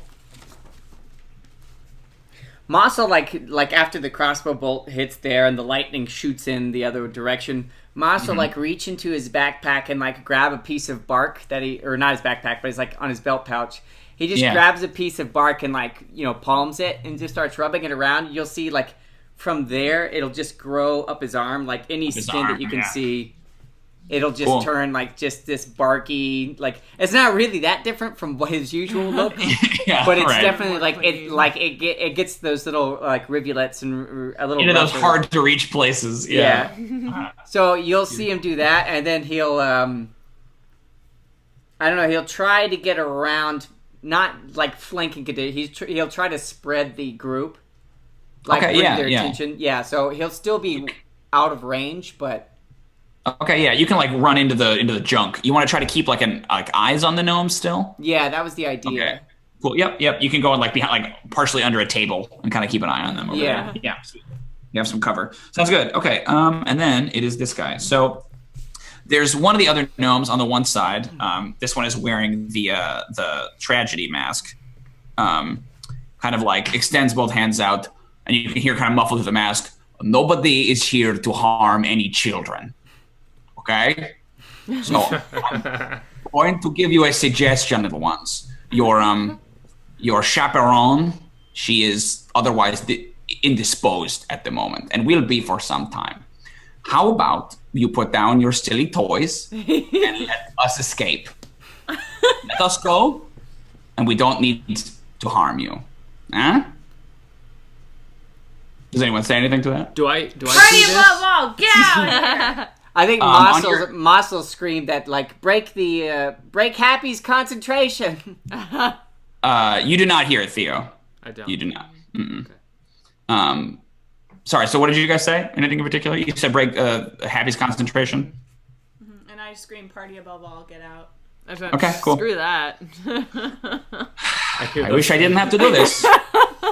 And he snaps his fingers, and you hear like a crashing and rumbling sound from the junk. Kind of a table flips over, and you see a huge creature come lumbering out of nowhere. It's easily twice the height of any of these gnomes. It looks like a bear, like all shaggy on 4 legs, but it has like a big owl's face. Cool. And it at you in anger. That's horrifying, but yay! And you see the gnome with the tragedy face kind of shrugs. It didn't have to be this way. All right, Val, it is your turn. This creature has just come crashing through the junk and is now Are they staring still you down. like sneezing at all? No, it's just the one time. That would have been really Yeah. funny. Yeah. Maybe they have like a little bit of like, oh, God, right? Like They're all like super dark and evil. Then yeah. Yeah. Cool. Okay. God. I want to take both my scimitars at the one with the crinkly. It's like casting like, spell. Yeah, that happy one. mask. Okay. Cool. All right. First attack's for an 11. Second is for 17. Okay, the 17 will hit. Okay, cool. Nice. Oh, just kidding. Oh, just kidding again. 7 damage. 7 damage. Okay, cool. Oh, nice. So you come in with the scimitars, you miss one time. Maybe they're just too short, right? Yeah, I'm And not then used to you seeing come with the other. And you see that the caster, Happy Face, kind of like twists with the blow to only take a little bit of the damage, but does seem to lose their concentration on the spell. Yeah. So it looks like the professor kind of like snaps. He's looking around. What happened? What happened? Where am I? And seems to be back to her senses. Very nice. And that is the end of round 1. Okay, back up at the top. The professor. Well, he was creating an illusion, so I broke his concentration, so it just like disappeared around her. somehow missed all of that. I was like, yeah, I understand. So the professor will basically pull out a pair of her own 2 crossbows and point them. Don't do this. They're innocents. Let them go, and you can fight me. And the one with the tragedy face kind of shrugs. I gave them the choice. They wanted to fight. But you're the ones who will die. And she shoots both of her bolts. She's got some good lines. Thwang. She's clearly the most badass. She is. Yeah. She is. That's a hit against both of those 2. Yeah. So the one that had that you're fighting, Happy Face, takes it. And then you see that the other one, not the... I suppose it would be the one that he's arguing with. We'll take that tragedy face. Also get you guys. All right. Thwang. Cool. Lots of NPCs fighting NPCs today. So the one that was fighting you, Val, will kind of like shift back and get away from you using their cunning action, and then is going to basically make a gesture and try to do the same thing to you. So can I get a wisdom saving throw, please, Yes, Val? Nat 20! Woo! Awesome. Cool. So you see that it's obviously trying to do some kind of a spell on you, but like you took a magic course, so like that's not going to work. I took a fucking 101, bitch. Yeah, absolutely. It has no effect, and he seems very frightened by this. What were you screaming last time in your class? Like, what was the word that you just kept throwing? Like, I forget. Yeah. What? I can't remember. You learned like a word that isn't. Oh yeah, it was the like berserk or something like that. Beezor. Beezorg. As though that's like a magic word, like Alakazam. He like scowls at you like, what? Like, awesome. Okay, and then you see that the one with the angry mask kind of looks at the other two, and there's like a quick series of gestures between them, and that one disappears again. The middle one with the angry mask. Damn. Okay. And then it is Jrmi. It is your turn. Jrmi. So none of them probably came into that dagger spear, huh? Nobody moved into that space because it's just one square in front of the like none of them have physically moved yet. Right. Okay. Yeah. When does so that's up to a minute. That's up for 10 rounds. Cool. Okay, great. Yeah, it's good. And you can't sure cast Professor doesn't if get you cast any other spell that requires concentration, then the cloud daggers goes away. Got it. Okay. Yeah. Then I'm gonna try and cast Shatter on one of the guys. Which one disappeared? Sad face. Yeah. Angry face. Angry face. Rage face. Okay, so on Sad face, I'm gonna try and cast Okay. Yep. Shatter. Is it's a 10-foot radius sphere centered on him? You could get him, and you could get the owlbear. Yeah. Okay. Nice. Cool. Great. Great. So, Constitution saving throw. For both. Okay. Yeah. What's the DC? 13. Okay. So sad face makes it. Ooh, and the owlbear rolls a crit. Oh Dumb. shit. They still take half damage, I'm pretty sure, right? Yep. Cool. Roll that damage. Okay.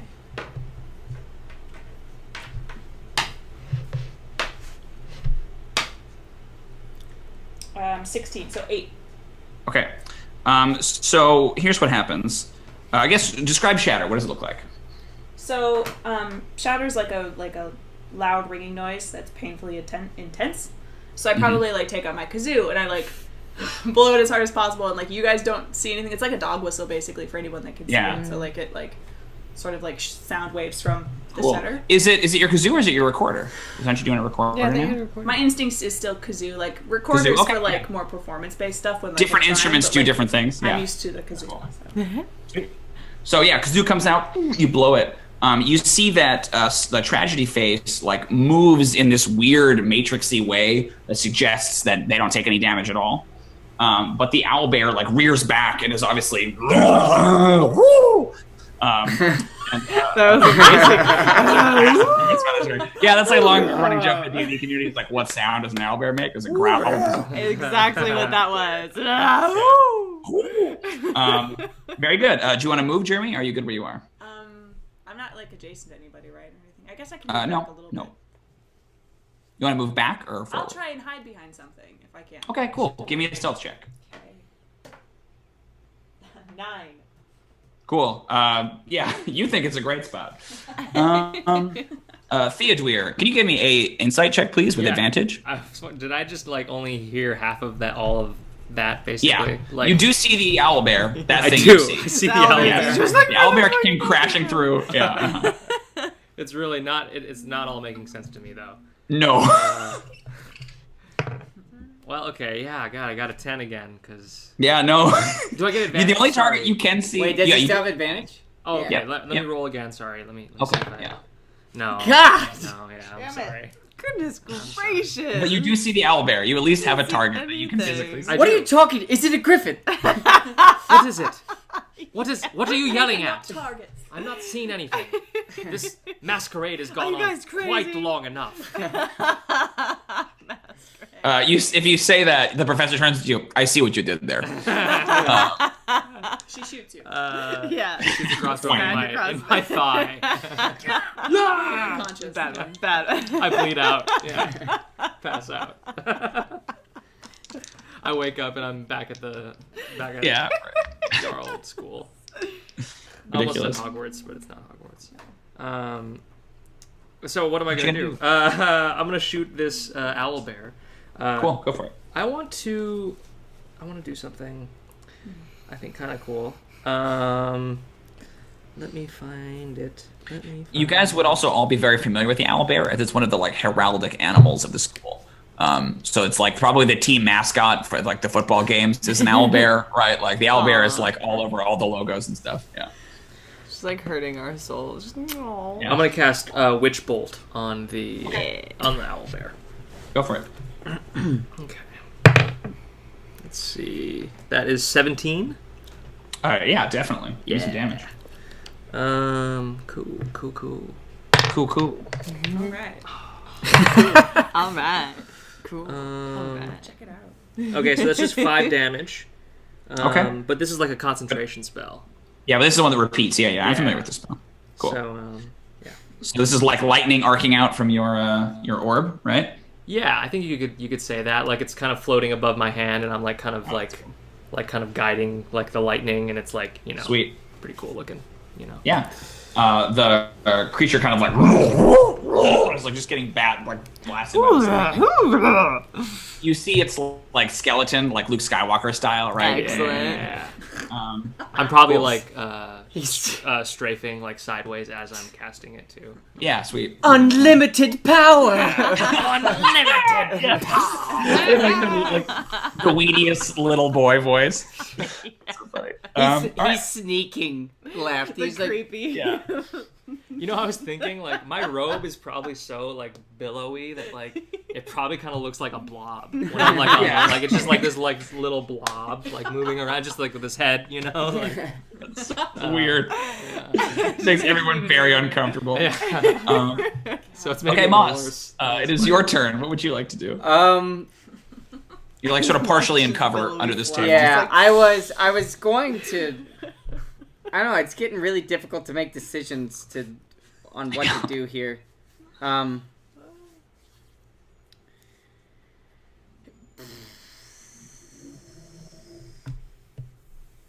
I kind of want to. I think I'm going to cast Animal Friendship on the owlbear. It's going Okay. to die. So this is a similar thing with the wyvern, where the owlbear is not actually a beast. Oh, it's not a beast. It's not a beast. Yeah, so I don't want you to waste it. It's technically a monstrosity, which is a different thing. So Oh, animal friendship okay. wouldn't work. But if what we did last time is we said that you used it, and then that might have like an unexpected effect. So I'll let you use it, but you won't necessarily know what the results will be, if that makes sense. It worked out really well for me last time. It just tried to carry you away to its nest. Yeah. So, Thinking that I think we always go with is like, well, that worked out well last time. So. yeah. Or not. Let me. I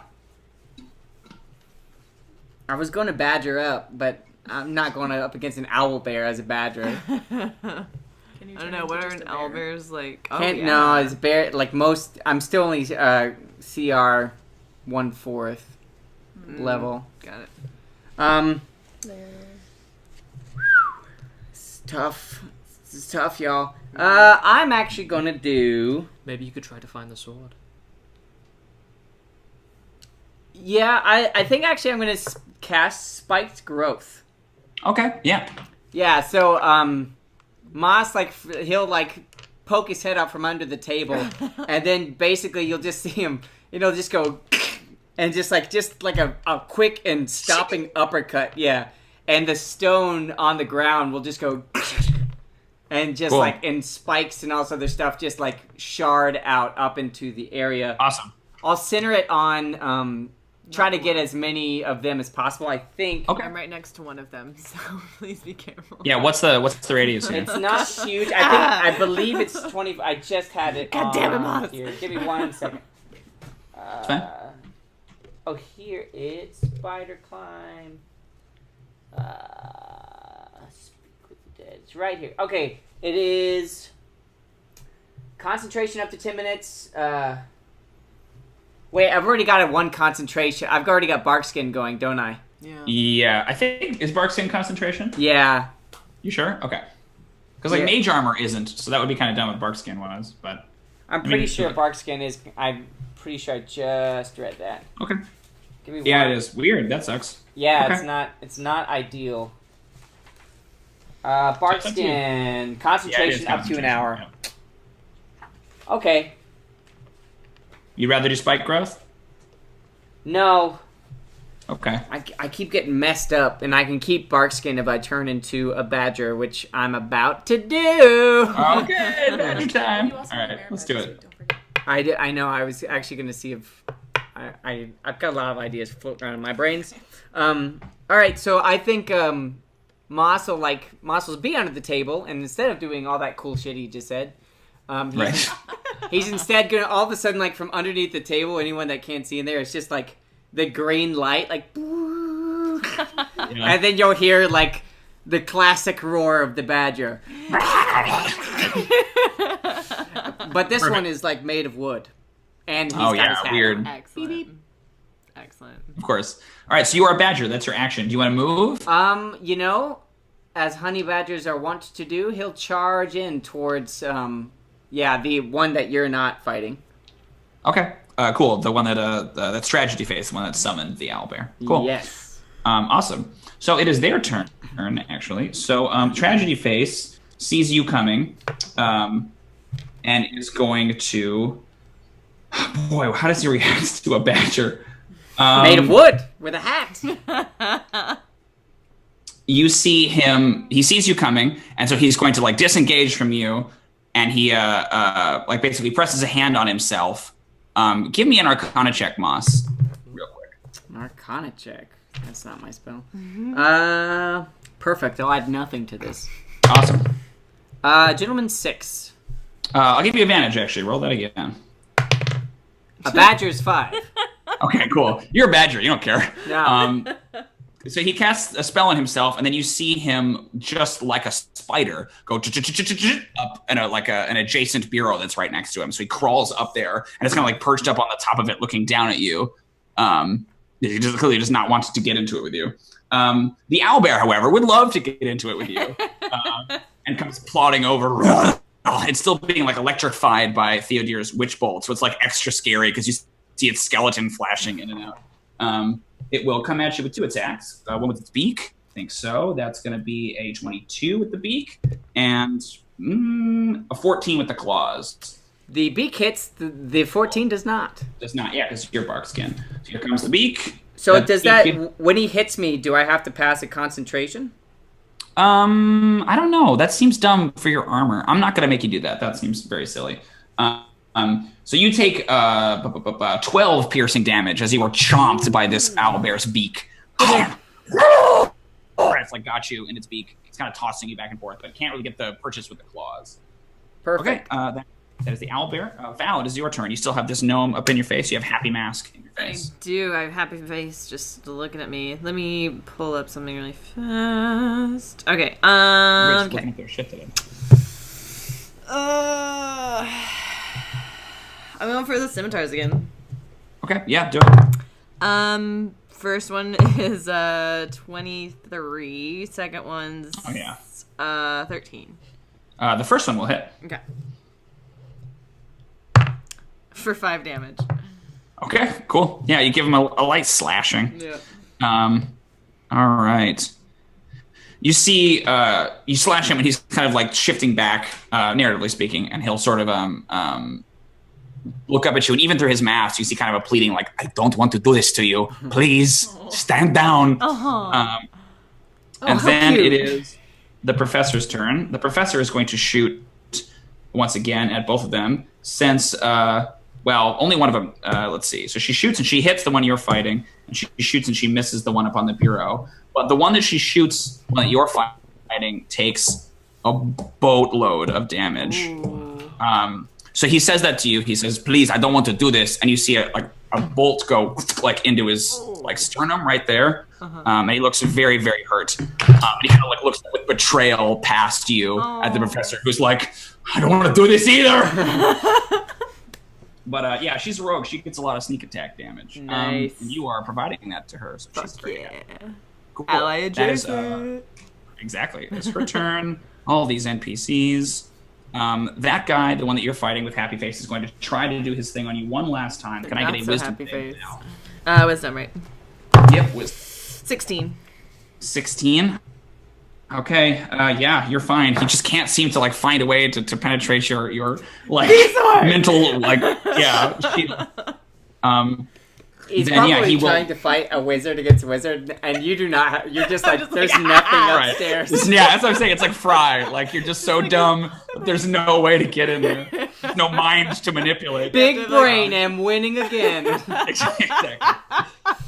So he will then disengage and move back into the junk and attempts to hide, which is what he does. Okay. And then it is... no, he can disengage because he is a rogue. That's right. So he has the ability to do that. Yeah. All right. And then it is the other guy. Okay. Nothing happens. Jrmi, it's your turn. Okay. Without doing an insight check, is there one that clearly seems to be in charge? Without doing an insight check, I would say you could do an insight check as a bonus action if you'd like. Okay. Go for it. 15? 15. Yeah. So as far as in charge, you're not sure. But there's a couple things you can definitely determine from that insight. That the tragedy face, the one that some of the owlbear is clearly trying to distract you, and that the angry face disappeared first, and that they passed that look back and forth from each other as though to say, "Get out of here." You think that there's something important, some reason that angry face has to get out of here before the other two do. He's got this word. He's got the phylactery. But I don't know where Angry Face is. No, He disappeared. Yeah. You could try to figure it out. You could make a perception or something like that, or if you had some other way to try to track him down. I would say you have 2 more uses of your sneezy powder as well, if you want. That's fair. No, I'm gonna try. Ugh. We're all being really hard at making decisions right now. Yeah, I guess. Yeah, I guess we're having I'll a tough try time. and use sneeze powder to find the one that disappeared, or perception or something. Okay. So I think you'll need perception, definitely. I think you have to move closer to get it in a position where you could like throw it at where you think they are. Okay. Give me a perception first, and then if you get a beat on them, then I'll say you can move over and use sneezy powder. That makes sense. Okay. 10. Okay. You don't know 100% where they are. You can like move to get closer to them, but basically after they disappeared, you remember that you saw like one of the like a vase that was sitting over there, like wiggle suspiciously, like someone brushed into it. Okay. So you have a general sense of where they went. You could spend your move action to go over there, but you don't have nowhere near precise enough targeting to throw the powder. Does that make sense? Yeah. Okay, Cool. I'll move over there. Awesome. And that's your turn then, because you've done bonus move and an action to My name proceed. is Jrmi. Hello. Oh yeah, perfect. Okay, Theo, you are maintaining your witch bolt on this owl bear, which is fighting the badger. What do you want to do? Yeah. Do I get to do an insight check still? Yes, you do. I do? Okay. You're maintaining your ritual. And I get advantage still? Right? Yes. Okay. I need it. Yeah, no, I don't get it still. No, there's this owl bear, man. Yeah, I only see an owlbear, so whatever. I'll just keep doing that. I'll just maintain that, do the automatic D12. Awesome. Yeah, I imagine perfect. it's like a, Oh. I don't know, like a heart monitor in a hospital. You know, it's Oh, like yeah. the so like the arc is still connected, right? But it's like Yeah. there's this pulsate that goes through it, and like that's where Cool. the I next love That's that. pretty cool. Give me that D12 damage, please. Couldn't have rolled any farther. Okay. Can I use one of my spell points to use empowered spell? Yeah. And re-roll this damage? Yes, you can. Because I don't want to take it 2. What is the one? That's 5. Okay, 5 Still damage. better. Yeah. Okay, cool. It'll take it. Does not like it very much. Still strife. And then I'll probably say, "What is going on? I don't know what we're doing." Where did this come from? Yeah. Yeah. You're like, guys, what's the plan here? Yeah. Okay, Moss, at the start of your turn, can I get a wisdom saving throw, please? Yeah. No. A 9. God damn. 9. Okay. There's an owlbear that is biting you, and you don't like it. What do you want to do about this owlbear that's biting you? Well, my wisdom dictates that I'm a bite and slash back. Cool. Give me that attack. 2 attacks. Claws and the gnaws. Claws and knives. Claws and gnaws. I love it. It's one of the cooler. It's Moss's new album. It's hitting later this summer. Claws and Gnaws. Yeah. Claws and Gnaws. Just him as a background. Just like, The first track is out right now if you want to listen. Debut single album. Well, the bite, I got a 13. Okay, 13 will hit. Yeah. And the claws, I got a nat 20. Burn. I feel like the first track off of Moss's debut album is just like all dwarven profanity, right? Oh, like it's just like a yeah. long string of curses. Yeah. And like Okay, cool. over like, you know, dum, dum, dum, dum, dum. Yeah, right. Headbanger This is metal. Like horrible headbanging metal. Um, It's hard rock, you guys. So how do crit just always do? Does it do more damage? double damage. So it does. You roll the number of dice twice. So whatever it would be. Twice If it's dice, man. Twice dice. yeah, twice The dice. schnoz and gnaw. Well, I did 6 on the bite, so I got a pretty good gnaw. That's good. And now the claw.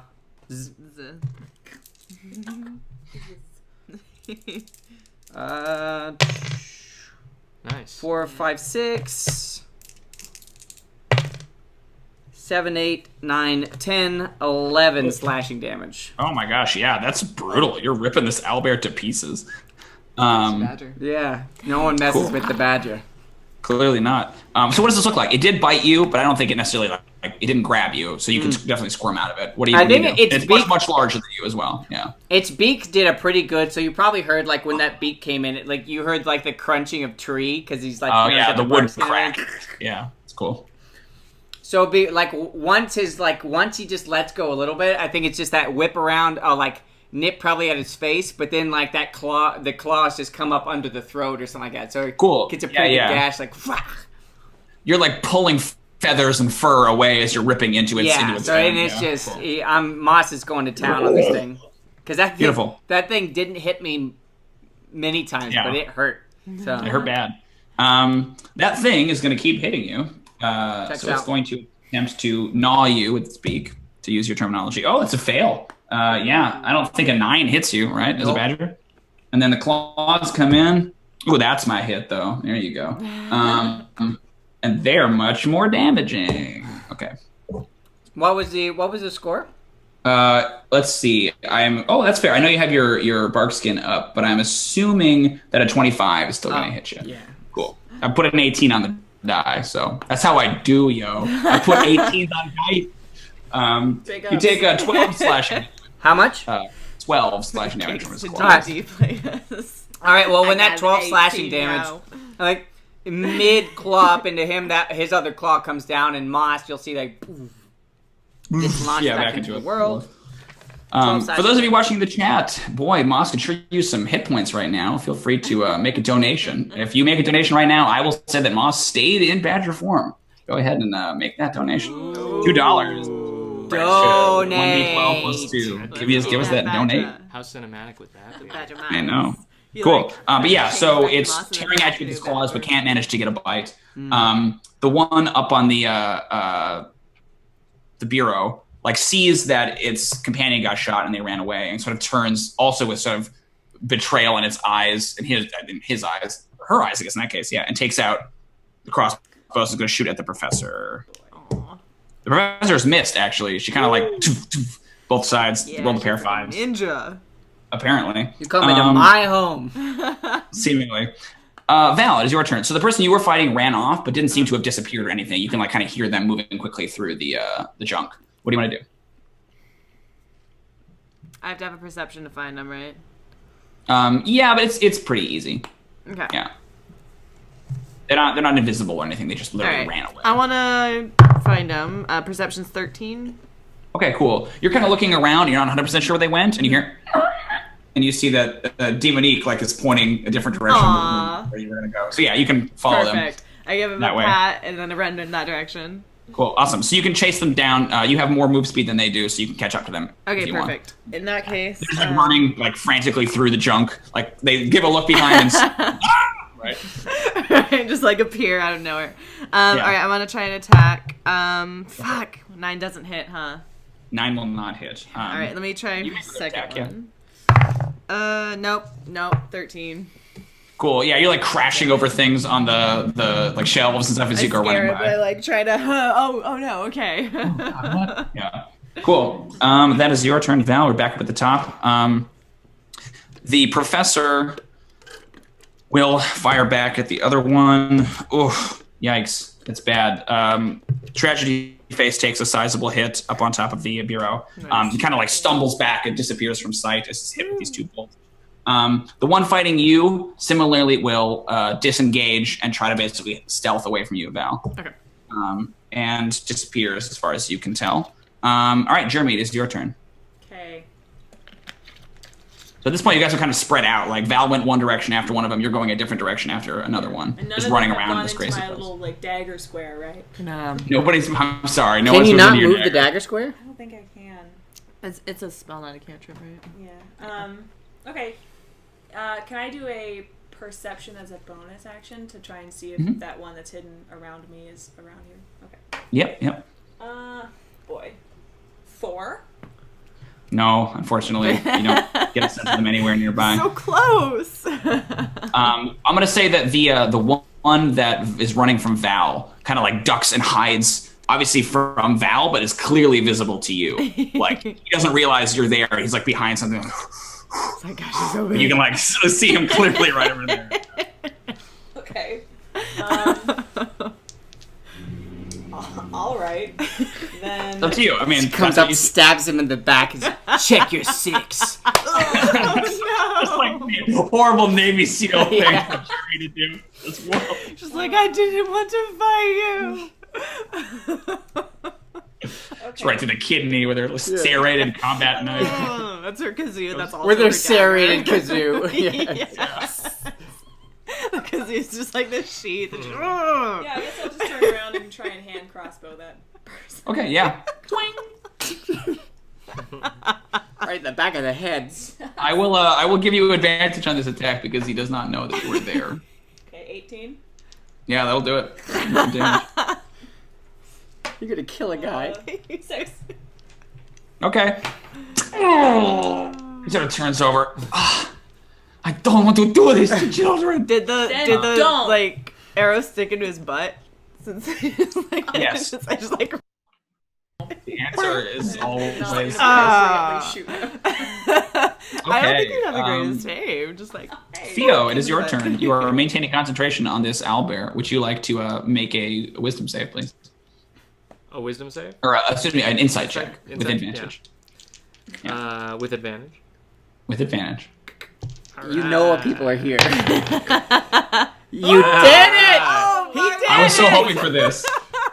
I got a 7. So here's the situation. So you penetrate the illusion, but none of the people who cast the illusion are in your line of sight right now, so you can't tell the difference. You don't know that you penetrated the illusion. Right? Like, I don't know what's going on. you still don't know what's going on. I would be continuing to cast Witch Bolt on this horrific creature. This owl bear. Huzzah! We see it pulsates. Oh no, I'm gonna roll. Okay, Come on, dude. Another spell point. Yeah, go My for it. You got second those sorcery out of the points. 3 Use them. Sorcery Yeah. point. And re-roll this damage, because It's just not liking you right now. good. Oh, Yeah, I got a 2. 2, 2 okay. damage. Yeah, it's kind of like, it's getting used to the lighting at this point. It's not that It's worried. kind of Like, liking it. All It's right, a little come like, on. kind of liking it. like the intimidation You- factor is like kind of like he's really Wearing off riding a that, you know. He's gonna talk to his agent later about getting some kind of This is not working for me. lightning pack. Do you want to stay where you are, Theo, or do you want to move? Yeah, he's still just strifing, like looking cool. Like kind of going back and His forth. billowy cloak. Yeah. You know. Awesome. Moss, give me a wisdom saving throw, please.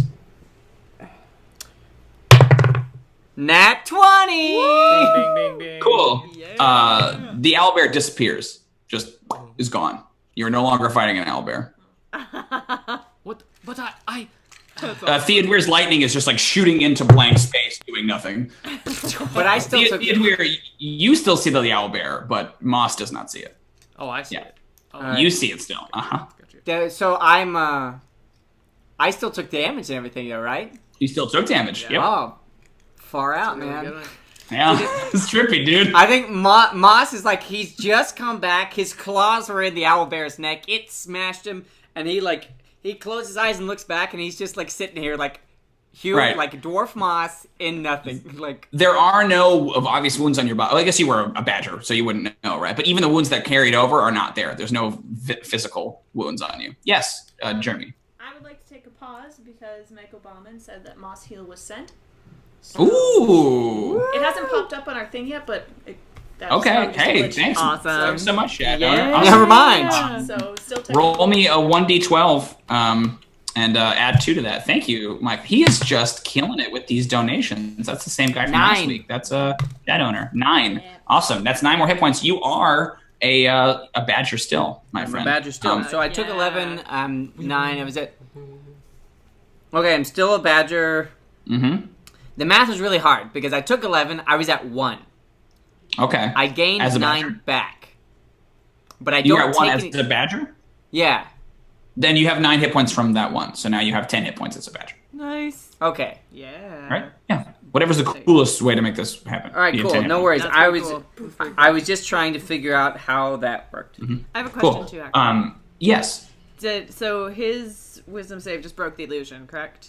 Uh-huh. Did the other gnome that disappeared reappear within his sight anywhere? Alright. They're gone. Wishful thinking. I think. We weren't quick enough. There. Okay. There's a slight mechanical distinction. I was having Theodûir roll insight checks where these were wisdom saves. Yeah. Got it. There's kind of 2 different effects going on between the owlbear and the I illusionist. was This is a wacky adventure. Our Steps donors have this one. It's full of all kinds of nonsense. Okay, so you are a badger, but you do not have any physical wounds on your body. So But you still Moss, took Moss the bark badger is sitting there for a second. He gets his bearings, looks around, and then because he can't communicate. So I think he'll trudge off and try to actually. I think he's got a keen smell. Cool. So I'm gonna use my wisdom to keen smell perception. And try to, which means I get advantage. I'm going to try to find the one that disappeared. There you go. That's my boy. So, that would be a 18. An 18. Cool. So, yeah, if you spend your entire move and you basically follow this scent trail, Yeah. you're kind of like, Jrmi, you have just shot this guy, and you see this badger go sniffing. Can I also stipulate that I make Yes. a choice to move through the space that the owlbear was. Oh, okay. Yeah, interesting. I'm moving the direction I Okay, take cool. is purposely the first step I take is into the owlbear's space. Owlbear's previous space. Yeah. Theodûir, I will let you make a reactionary wisdom save with advantage if you would like. Okay. No, I'm not going to. No, thank you. I would not like to. No. I'm okay. I want to keep I'm finding this fake bear. Oh. Wisdom, you say? Wisdom save, yes, a wisdom save. 16. Yes, the owlbear disappears. When moss crawls through it, it pops out of existence. So it was an illusion. It was an illusion. Blast. All right. Anyway, sorry, I Yes. wanted to make sure my Cool. first No, step was. That's very smart. So, Jrmi, you see the badger go sniffing away and go past you and goes darting under tables and around things. You spend your whole move, you're going back and forth, and you realize you were heading back towards the entrance. The trapdoor is where this trail leads. And yes, you get a sense, you can't see them, but you can sense that they're maybe about 10, 15 feet ahead of you and moving quickly through the stuff. Give me an Arcana check real quick. You probably won't pass this, but Didn't. only Theodûir. Nope. Cool. There he is. You're going to bite him in the butt. That is your turn. Yeah, okay. We're going to go to Val. We're going to skip the owlbear because the owlbear does not exist anymore. Val, it is your turn. What would you like to do? So this guy has just disappeared from you, but then you heard him go, oh, as he got shot in the bum. So if you want to try to find him again, you can make a perception. I'll give you advantage because you heard him make a dumb. Okay. How far is the entrance from where I am? That's a good question. You're actually pretty close, about 20 feet away. You'd have to it's probably more like 30 because you'd have to move around stuff, right? Okay. I would say if you made like an acrobatics or athletics check, you could cross the space by jumping on desks and swinging on chandeliers and stuff. you know that's gonna happen. I don't know if you Yeah. like swinging on chandeliers or Yeah. anything. But I think I just saw Bark Badger quickly go around. Go by. And I'm just like, hang on. So I'm very frequently go. So I'm gonna athletics and try to parkour. Cool. Make a C. Do it. Oh yeah, right. 23. 23. Oh yeah. Over all this stuff to follow him to the entrance. Perfect. So I would say, you run up something and you kick off, like wall kick off of like a pillar, and you're swinging on a chandelier, and you land, boom, like right in front of the painting, right? Yes, and you 100%. can see that about 15 feet away, Moss is coming. You don't know that there's someone in between you, right? But theoretically. The suit of armor holds up like a 10. Absolutely. Like, yeah, man. Cool. Let's take a break right there, actually, and we'll be back for the conclusion, the climax, the last exciting hour. We'll be back in about 5 minutes. Thank you so much for the donation, Shannon Donor. Thank you. Yeah. Bad. All right, everybody, we are back.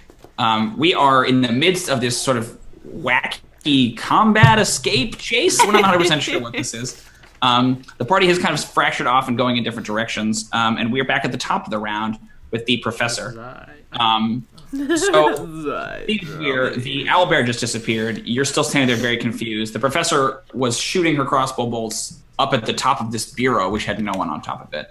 And she kind of turns to you, and you can kind of hear there's commotion happening further away in the gallery, like something else is going on. She sort of turns to you and says, "Find the others and get to somewhere safe," and like kind of goes around the side of the bureau, and you can hear more kind of combat on the other side of it. Okay, so Jrmi, you can see that the one that you shot in the butt is still there. And this turns to you. Give me a wisdom saving throw, please. Hey. Jrmi, what are you most terrified of? Oh God, Jrmi hasn't thought about this. Giant spiders. Probably the dark right now. Okay. Apparently. Cool. Or a scolding from your older brother. Yeah, I can't even imagine that. So like, that's Disappointing beyond my him. scope. Yeah, right. Yeah. So the dark.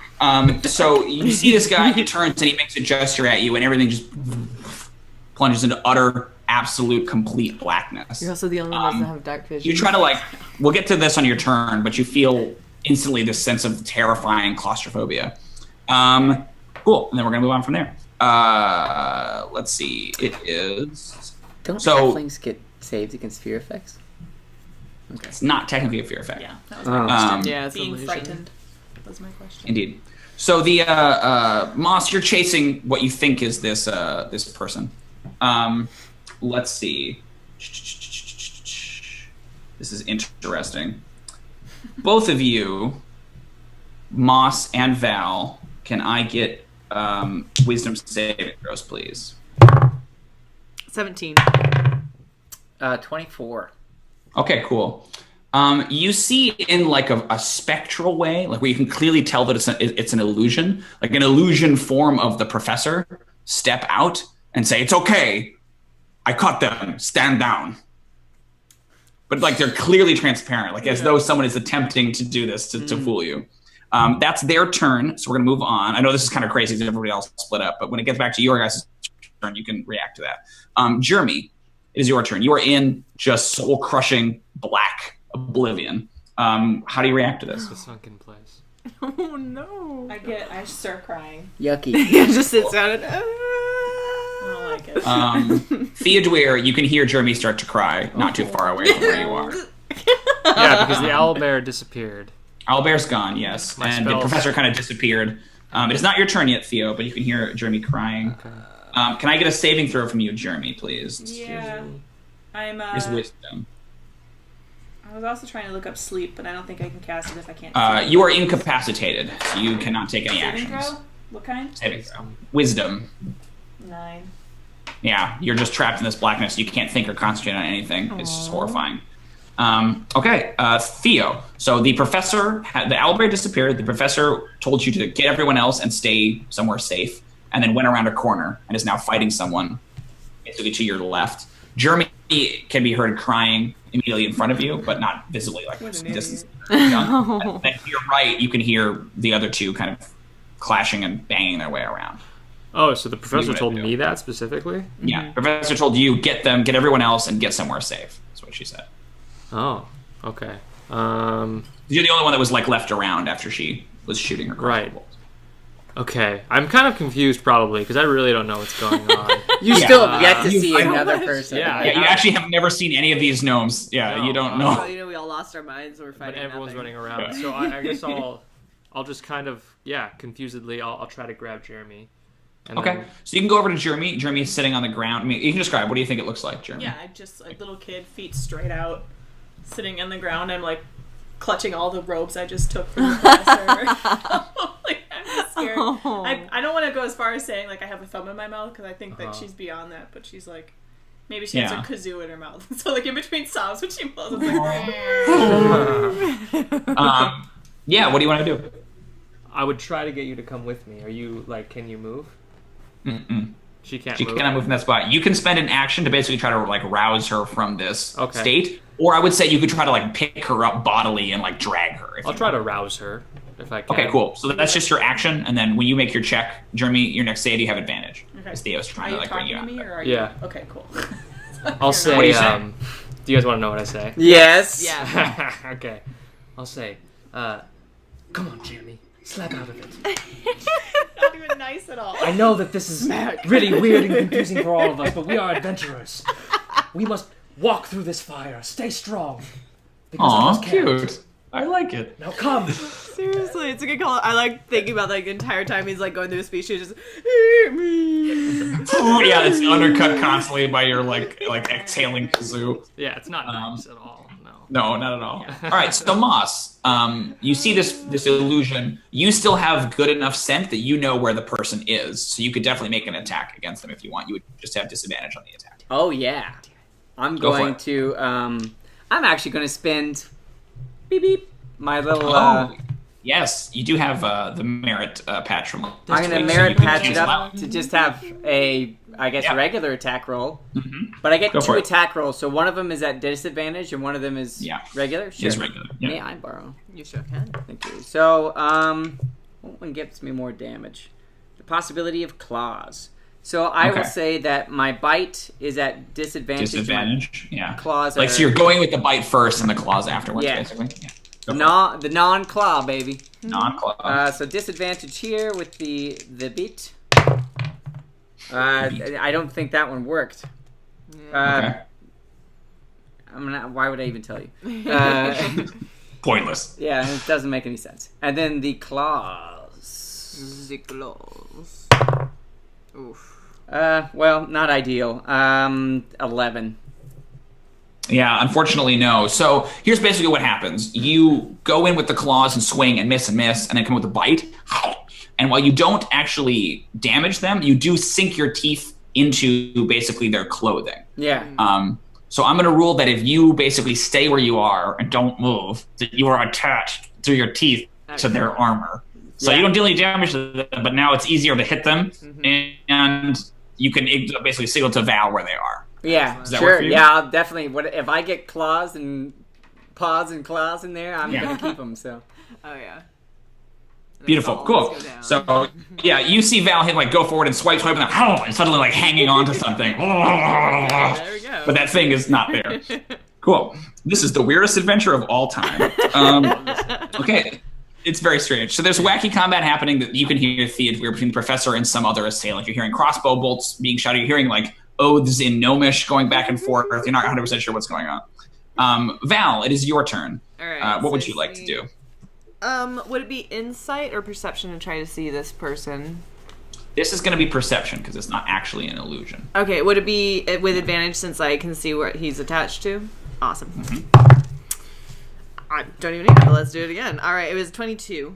Okay, so you can't actually see them because the nature of the spell that they've cast, but you can tell basically based on the position of Moss and like the way that the light is hitting, you get a general sense like they're about this big and they're right there, and you could easily go in and hit them. So Okay. they don't like appear, but you know exactly where they are, and you won't have disadvantage when you make your attack. Okay, cool. Awesome. Cool.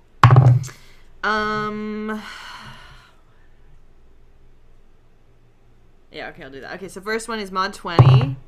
Okay. Second one Cool. is 21. Yeah, they will both hit. First one hits for 9. Second one hits for 5. Okay, cool. Here's what happens. You're coming with the scimitars, right? Yeah. Awesome. Describe what that attack looks like for me, please.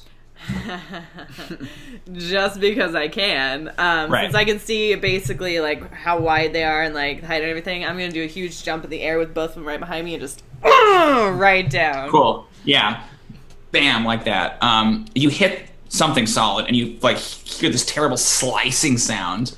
And suddenly the figure that was standing there, a gnome, the one with the angry mask, kind of appears. You don't like cut off their arms or anything, but it's two horrible gouges, and they're standing there with like a badger dragging them down on one side.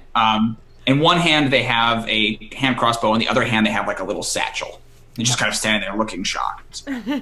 Cool. That is the round. We are back up to this guy actually, boy, because we're just like people are dropping in and out when people are near them. It's the initiative is bonkers. So he kind of stands there and he looks at you and he has the crossbow bolt. You don't know who hired me, do you? No. Have you ever heard of Al-Razim? No. Give me an intelligence or history check. I'll give you advantage because you have actually heard of Al-Razim. Yeah. We've heard of Al-Razim. 12. Cool. Yeah. You're not 100% sure who, but you know he's really important, and you know he's got something to do with this sword, and you think that maybe the genie guy talked about him. But that's all you can remember. God, Yeah. I miss Snickers. Yeah, right. That's where you go off thinking about. Snickers. Aw, I wonder how he's doing. Here's the genie. He'll kind of like also turn back to the badger a little bit. If you don't let me go, he'll send someone much worse. You are not adequately prepared to guard this thing. You have to let us go. All right, Jrmi, it's your turn. Okay. You get advantage. I do. Wisdom, do. right? Wisdom, huh? 11. No, it's getting worse. Jrmi is crying and crying and getting more and more. Just wailing at this point. Alas. Trying to like shake Theo, what do you want to do? What do you want to do with mad that? at me. It's not working. Oh, I'm sorry. Come on, and I'll try to lift up Jrmi. Okay. Carry Give me a strength check, please. She starts throwing a tantrum. It's actually not very hard, but she just like is completely not helping you at all, right? Like, man, she's like resistant. Wait. I'm also not very strong. Yeah. So. Yeah. Although it's not very hard. So I rolled a 2, but I get a -2. So -1. You fall. You get a -2 to it, I get a -2 to or a my minus? yeah. Oh my So god! it's a 0, I guess. If that's You fall down on your butt. yeah. Like in your attempts to pick up Well, like Jrmi, you like lose. I try to Go like ahead. bend over and pick her up, but then I like kind of fall over and like Trip on your robe and like. yeah, somersault over. Boom. So now you're lying face down like And a then dude. Knock over a table. The crying continues, and I'm just like, You can see you hit on the ground like that, and you can see hear Jrmi crying behind you, but you're just on the other side of the bureau now, and you see over there, you see the professor, a gnome, obviously a woman, standing in front of another gnome. This one wearing like a tragedy mask. This is the first time you've seen any of these gnomes for the first time. You're like, what? Where'd he And come you see from? her like take her crossbow and point it at him, and turn away and shoot, and it goes into his mouth, and he drops back and hits the ground. It's like an execution is basically what you see when you hit the ground. Jesus. Yeah. After you failed That's it. exactly. Because I'm starting to think it's like we've killed some like methods, we've killed a bunch that we've never killed like sentient beings. It's true, yeah. And I'm pretty sure I don't want to. Like I think the first time you saw any death was the little girl was Princess. the Oh princess. my god, the princess. that was. If you that haven't was watched traumatizing. episode That 6, was- Hail to the Chief, go watch it now. It's got a dark ass ending. Okay, cool. Like, her professor and like people that she knew. yeah, this is like exactly. this is Other way levels of, over like, our yeah. heads for sure. But he's the Uh-huh. only one that saw it. Like we don't know the Right. emotional weight that's going on. Yeah. Oh, yeah. No. Well, I'm just saying, like, just me personally, I don't want Moss to kill anybody. Because, like, once Right, you yeah. kill somebody, you kill somebody. It Basically, becomes you're easier looking- the next time. right? Changes. Moss, it is your turn. So you are biting this guy in the butt, but he is trying to like appeal. Yeah, I'm to going to you. kill him. I'm gonna slit his throat. Take out this knife and slit his throat. Check your 6. Like slowly. Yeah. No, I am going to attack, but I'm not going to maul him to death. Yeah, I gotcha. Yeah, like he's not in danger of being mauled to death. All right. Well, he's got plenty. I'm going to do my best to get him close to danger, but I'm not going to do it. A bite and a claw. Claws and paws, baby. Go for it. Claws and paws. Ooh, I got an 18 and a 14. The 18 will hit. The 14, alas, will not. All right. Not Well, that tough-ass boil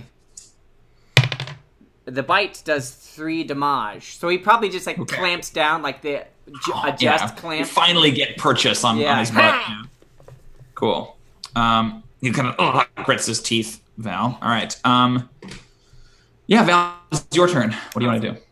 I'm gonna try an intimidation after that thing. Okay, go for it. It's 14. Okay, what do you say?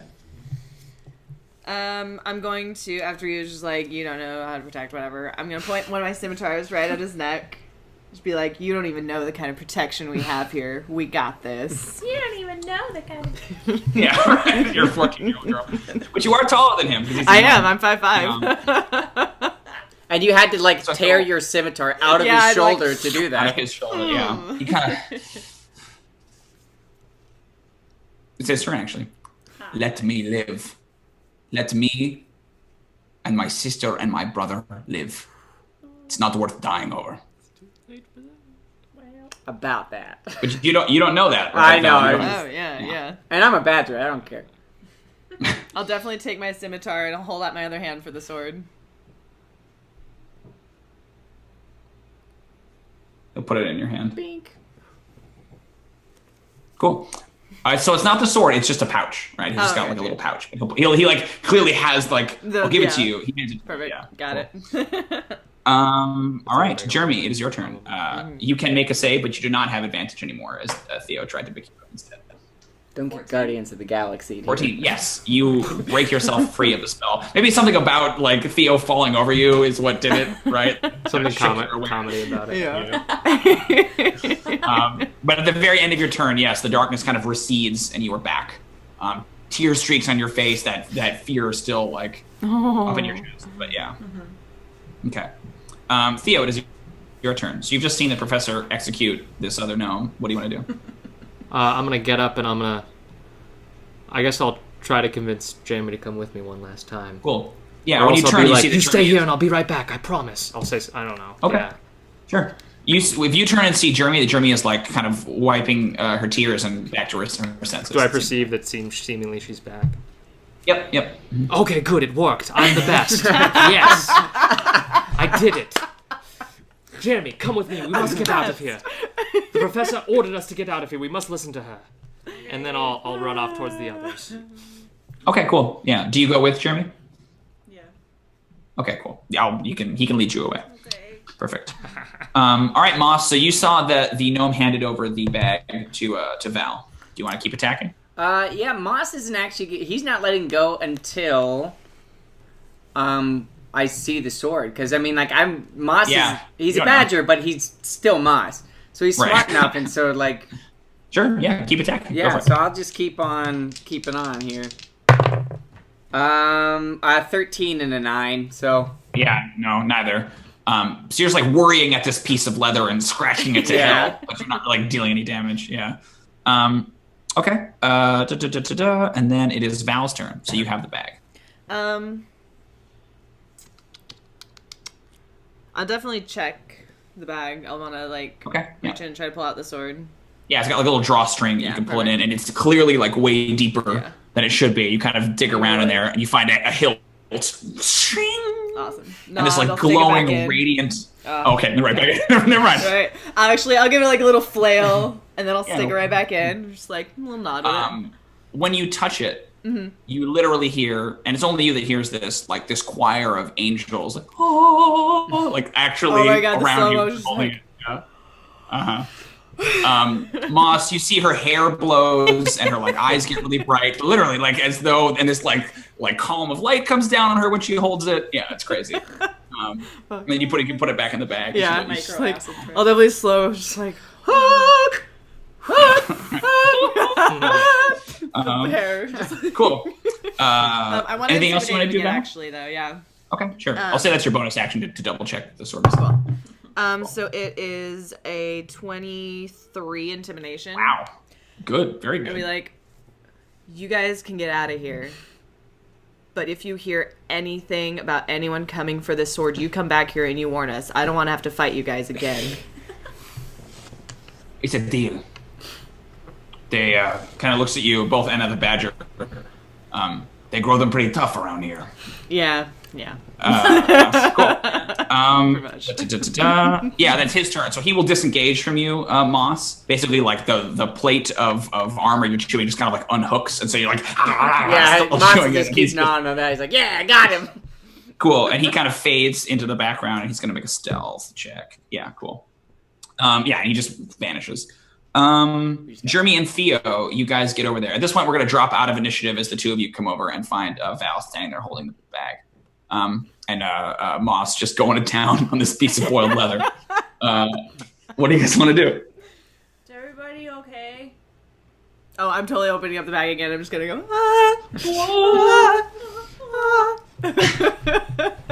Is that the sword? Give me a wisdom save, please. 16. You like you fight it off, but you're like briefly overcome with this like vague sense of guilt whenever you touch the sword, that like you are not worthy of it, that it is like a much more powerful item than your like measly power. Oh, like yeah. you're like, yeah, fuck you, I'm fine. You like overcome it, but you do get the sense that there's this incredible like divine importance about the sword. Absolutely. But you're 14. I mean, there's incredible divine importance about you too. Yeah. I've gotten so many things. Cool. What do you guys want to do? I'm We going must over to get out of Figment. Huh? Where's Figment? Professor? Yeah, Professor, where is she? She told me that we must get out of here. Why She don't warned you- me to gather all of us and leave. And I suggest we do. I'm very confused. I bet. Do I need to perception to try and go find her? Because I want to find Figment. No, you can. If you guys spend the time, you can just Okay. walk back and go. You guys I'm can maybe definitely- tell that I'm a little shaken up, too. Yeah. Yeah. I've seen someone be murdered. Dwyer, Yeah. I want to go find her. We're not supposed Okay. to do that. I'm going We in, must go too back bad. to the painting and get out of here. I want to If find we have the Unique, sword, too. it's all the better. She'll be Okay, fine. we're just gonna go make sure She's she's fine. okay. I just walk away. I just go back. Okay. Moss, what are you doing during all this? I think he'll probably he'll do that stop, chewing on the put it down, look around, sniff, just do that. It's like a dog chewing on a bone. He stops, and then if Yeah. everyone starts moving, he'll just pick the leather up and trudge after. Just Yeah. You've gone full badger at this point. just Um, enjoying it for the time. Okay, cool. So, Theo, are you going to go with? Or are you going to stay and go back to the painting? Well, I'm definitely going to go with if they all go, yeah. Okay, cool. Sort of lagging behind. Begrudgingly, yeah. You guys can get over to the area, the armory area where you were. And when you pass by Demonique, the helmet kind of sadly shakes its head back and forth. And you can see that kneeling on the floor, near the bureau, in the sort of penitent looking pose is the professor. You can't really see what she's kneeling in front of. Her body is kind of protecting you from that, but there's clear that she's looking down at something. Do you guys make any noise or anything as you come over? I think I'm just gonna walk up right next to her. No, be careful because we were a really stealthy party, so we probably didn't. I'm decent still. All right, you know what? Just for that, let's find out. Yeah, you can make yourself if you want to get that close. Mine was 11. Okay.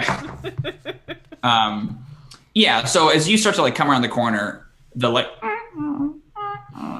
Demonique's head kind of cues the professor, and you see she sort of turns. It's best if you go back now. Did you stop them from escaping? Well, here's the thing. Yeah, she sort of turns. Then you did what I could not, junior adventurers. We're gonna have to find somewhere safer to store this weapon. This isn't. I thought here in my vault would be safe, but she looks down. You're still not close enough to see what she's looking at. Mm-hmm. The cost has proven too great, and that's where we're actually gonna stop. Oh. Okay. Aww. Oh, did you have something else you wanted to do, Jrmi? I was just gonna try and do a healing word on her just out of support. Okay. Yeah, sure. You can do that. That's fine. She just gets some hit points back, right? Yeah. Doesn't really portion. matter. But yeah, I was And she does have a couple of cuts, and you can see there's an arrow sticking in her shoulder. So maybe that will pop the arrow out. I like as it. you can. Awesome. That concludes episode 10. Now you don't. Again, kind of a down ending on this one. They tend to have like all these freaking deaths. But every once in a while. Great. Thanks for tuning in, everybody. We have a couple of little announcements and things. We have some thank yous that we're going to read off. We're going to run the poll as well. I'm not sure how many people are still in the chat. But if you guys want to just type the name of the character that you think in this adventure deserves the merit patch. Last week it was Moss. And Moss had it the week before that as well. So, like, if you really want to vote for Moss, go for it. But Moss has had it 2 weeks in a row. 2 weeks in a row. And I've used it very well. And I could use another one. Incredibly slow-mo moves right here. While we do that, we're going to read out the names of some of our patrons. So if you've not watched our stream before, if you are a $5 patron on our Patreon, you get to have your name hilariously mispronounced by us on the stream afterwards. So we have a list of some of our patrons that we're going to read right now. I think there are 9 of them. So we should each be able to read like 2, and then one person reads 3. If you guys want to start that while they do the voting in the poll. And then we have one or two more little announcements, and then we can go from there. Who would like to go first? I will. He will. Okay. Or you. You have the phone. You may go. Fine. You have permission. I really, really want to thank this anonymous donor that I don't know in real life and am not related to at all by blood. Thiesened Man King. Ah, Thiesened Man King. Thank you, Man King. Thank you, Wow. Thanks, Thiesened Man King. We just couldn't do it without you. Really couldn't. Um, And also a Schleerus. Schleers. Oh my gosh. Oh, thank you. Okay. Okay, cool. So thank you so much to Shade Zero Wainer. Thank you, Zero so much. Wainer. Well, I believe is in the chat. Hey, Shade Zero. Shade Zero Wainer. And then also thank you so much to Daniel Cheyenne. Denial. Hey, Denial Cheyenne. Denial Chan. Whatever you do not acknowledge Chan's existence. Great. And also a huge thank you to Vlaral Kleep. Vlaral Kleep. Vlaral Kleep. Yep. Vlaral Kleep. Wow. That's so nice of you, Vlaral And then, of Kleep. course, I cannot let this day go by without thanking Urbanson Ood. Hey, Urbanson Ood. Urbanson. Wow, Urbanson. Oh, man. A big thank you to Sivad Nair. Hey, Sivad Nair. Thank you, Sivad Nair. Definitely don't like that was how I used to name all my like NPCs when I was a really Just master, like backwards flip names. words backwards. Like, ooh, what does his name mean? His name is Oak backwards. He's a ranger, right? Like just dumb bad That things. sounds like a 13-year-old. And another major thank you to Bissonate apostrophe Stev. That's what they say. Apostrophe Step. Apostrophe is their middle name. Yeah. The whole word apostrophe. Oh, I guess there's only one left to do. I guess I can do that one. A huge thank you to Bethamini Mockburb. Thanks, Bethamini Mockburb. If we didn't have your patronage, I just don't know what we would do. Looks like the votes this week are skewing towards Val. So Yes! Val. Very nice. So moves, and you convinced them to tell us if we were going to get attacked against us. Yeah. Indeed, yeah. That worked out pretty well. Hey, yeah, we got a couple votes for Val. Awesome. Woo-hoo. So congrats, Val, on getting the merit patch this week. Congratulations. So we have 2 announcements that I'm going to go through real quick. Our first announcement is that we are off next week, actually, because one of our junior adventurers is going to San Diego Comic-Con and will not be here. Which junior adventurer is that? Oh, it's Jrmi. So Jrmi will be out of town, so we'll be off next week. But if you are missing Junior Adventures League already, you guys can head over to our Patreon page if you are a patron. We have just posted the poll to determine what the next adventure will be. So go check it out right now if you want to decide what they do next. There's 3 very tantalizing options. I believe one of the options involves the apparatus of Koalish. So if you're aware of what that is, you're a D&D fan, go check it out. That would be a wacky one. I'm not quite sure how it would work. But as always, thanks so much for tuning in. Thank you very much. A shout out to Shadowner for his donation of $2 to Moss to help keep him in his badger form, which is very useful later. Yeah. Thank you, Shadowner. Badger form, he would not have been able to track down the final thief, which meant he might not have recovered the sword. Saved the whole day. All right. Now, before we leave, there's obviously Yeah, one thing. Moss saved the day. Before we leave. He did. Everyone remember the motto of the Junior Adventurers League. Ready? 1, 2, 3. Party above all!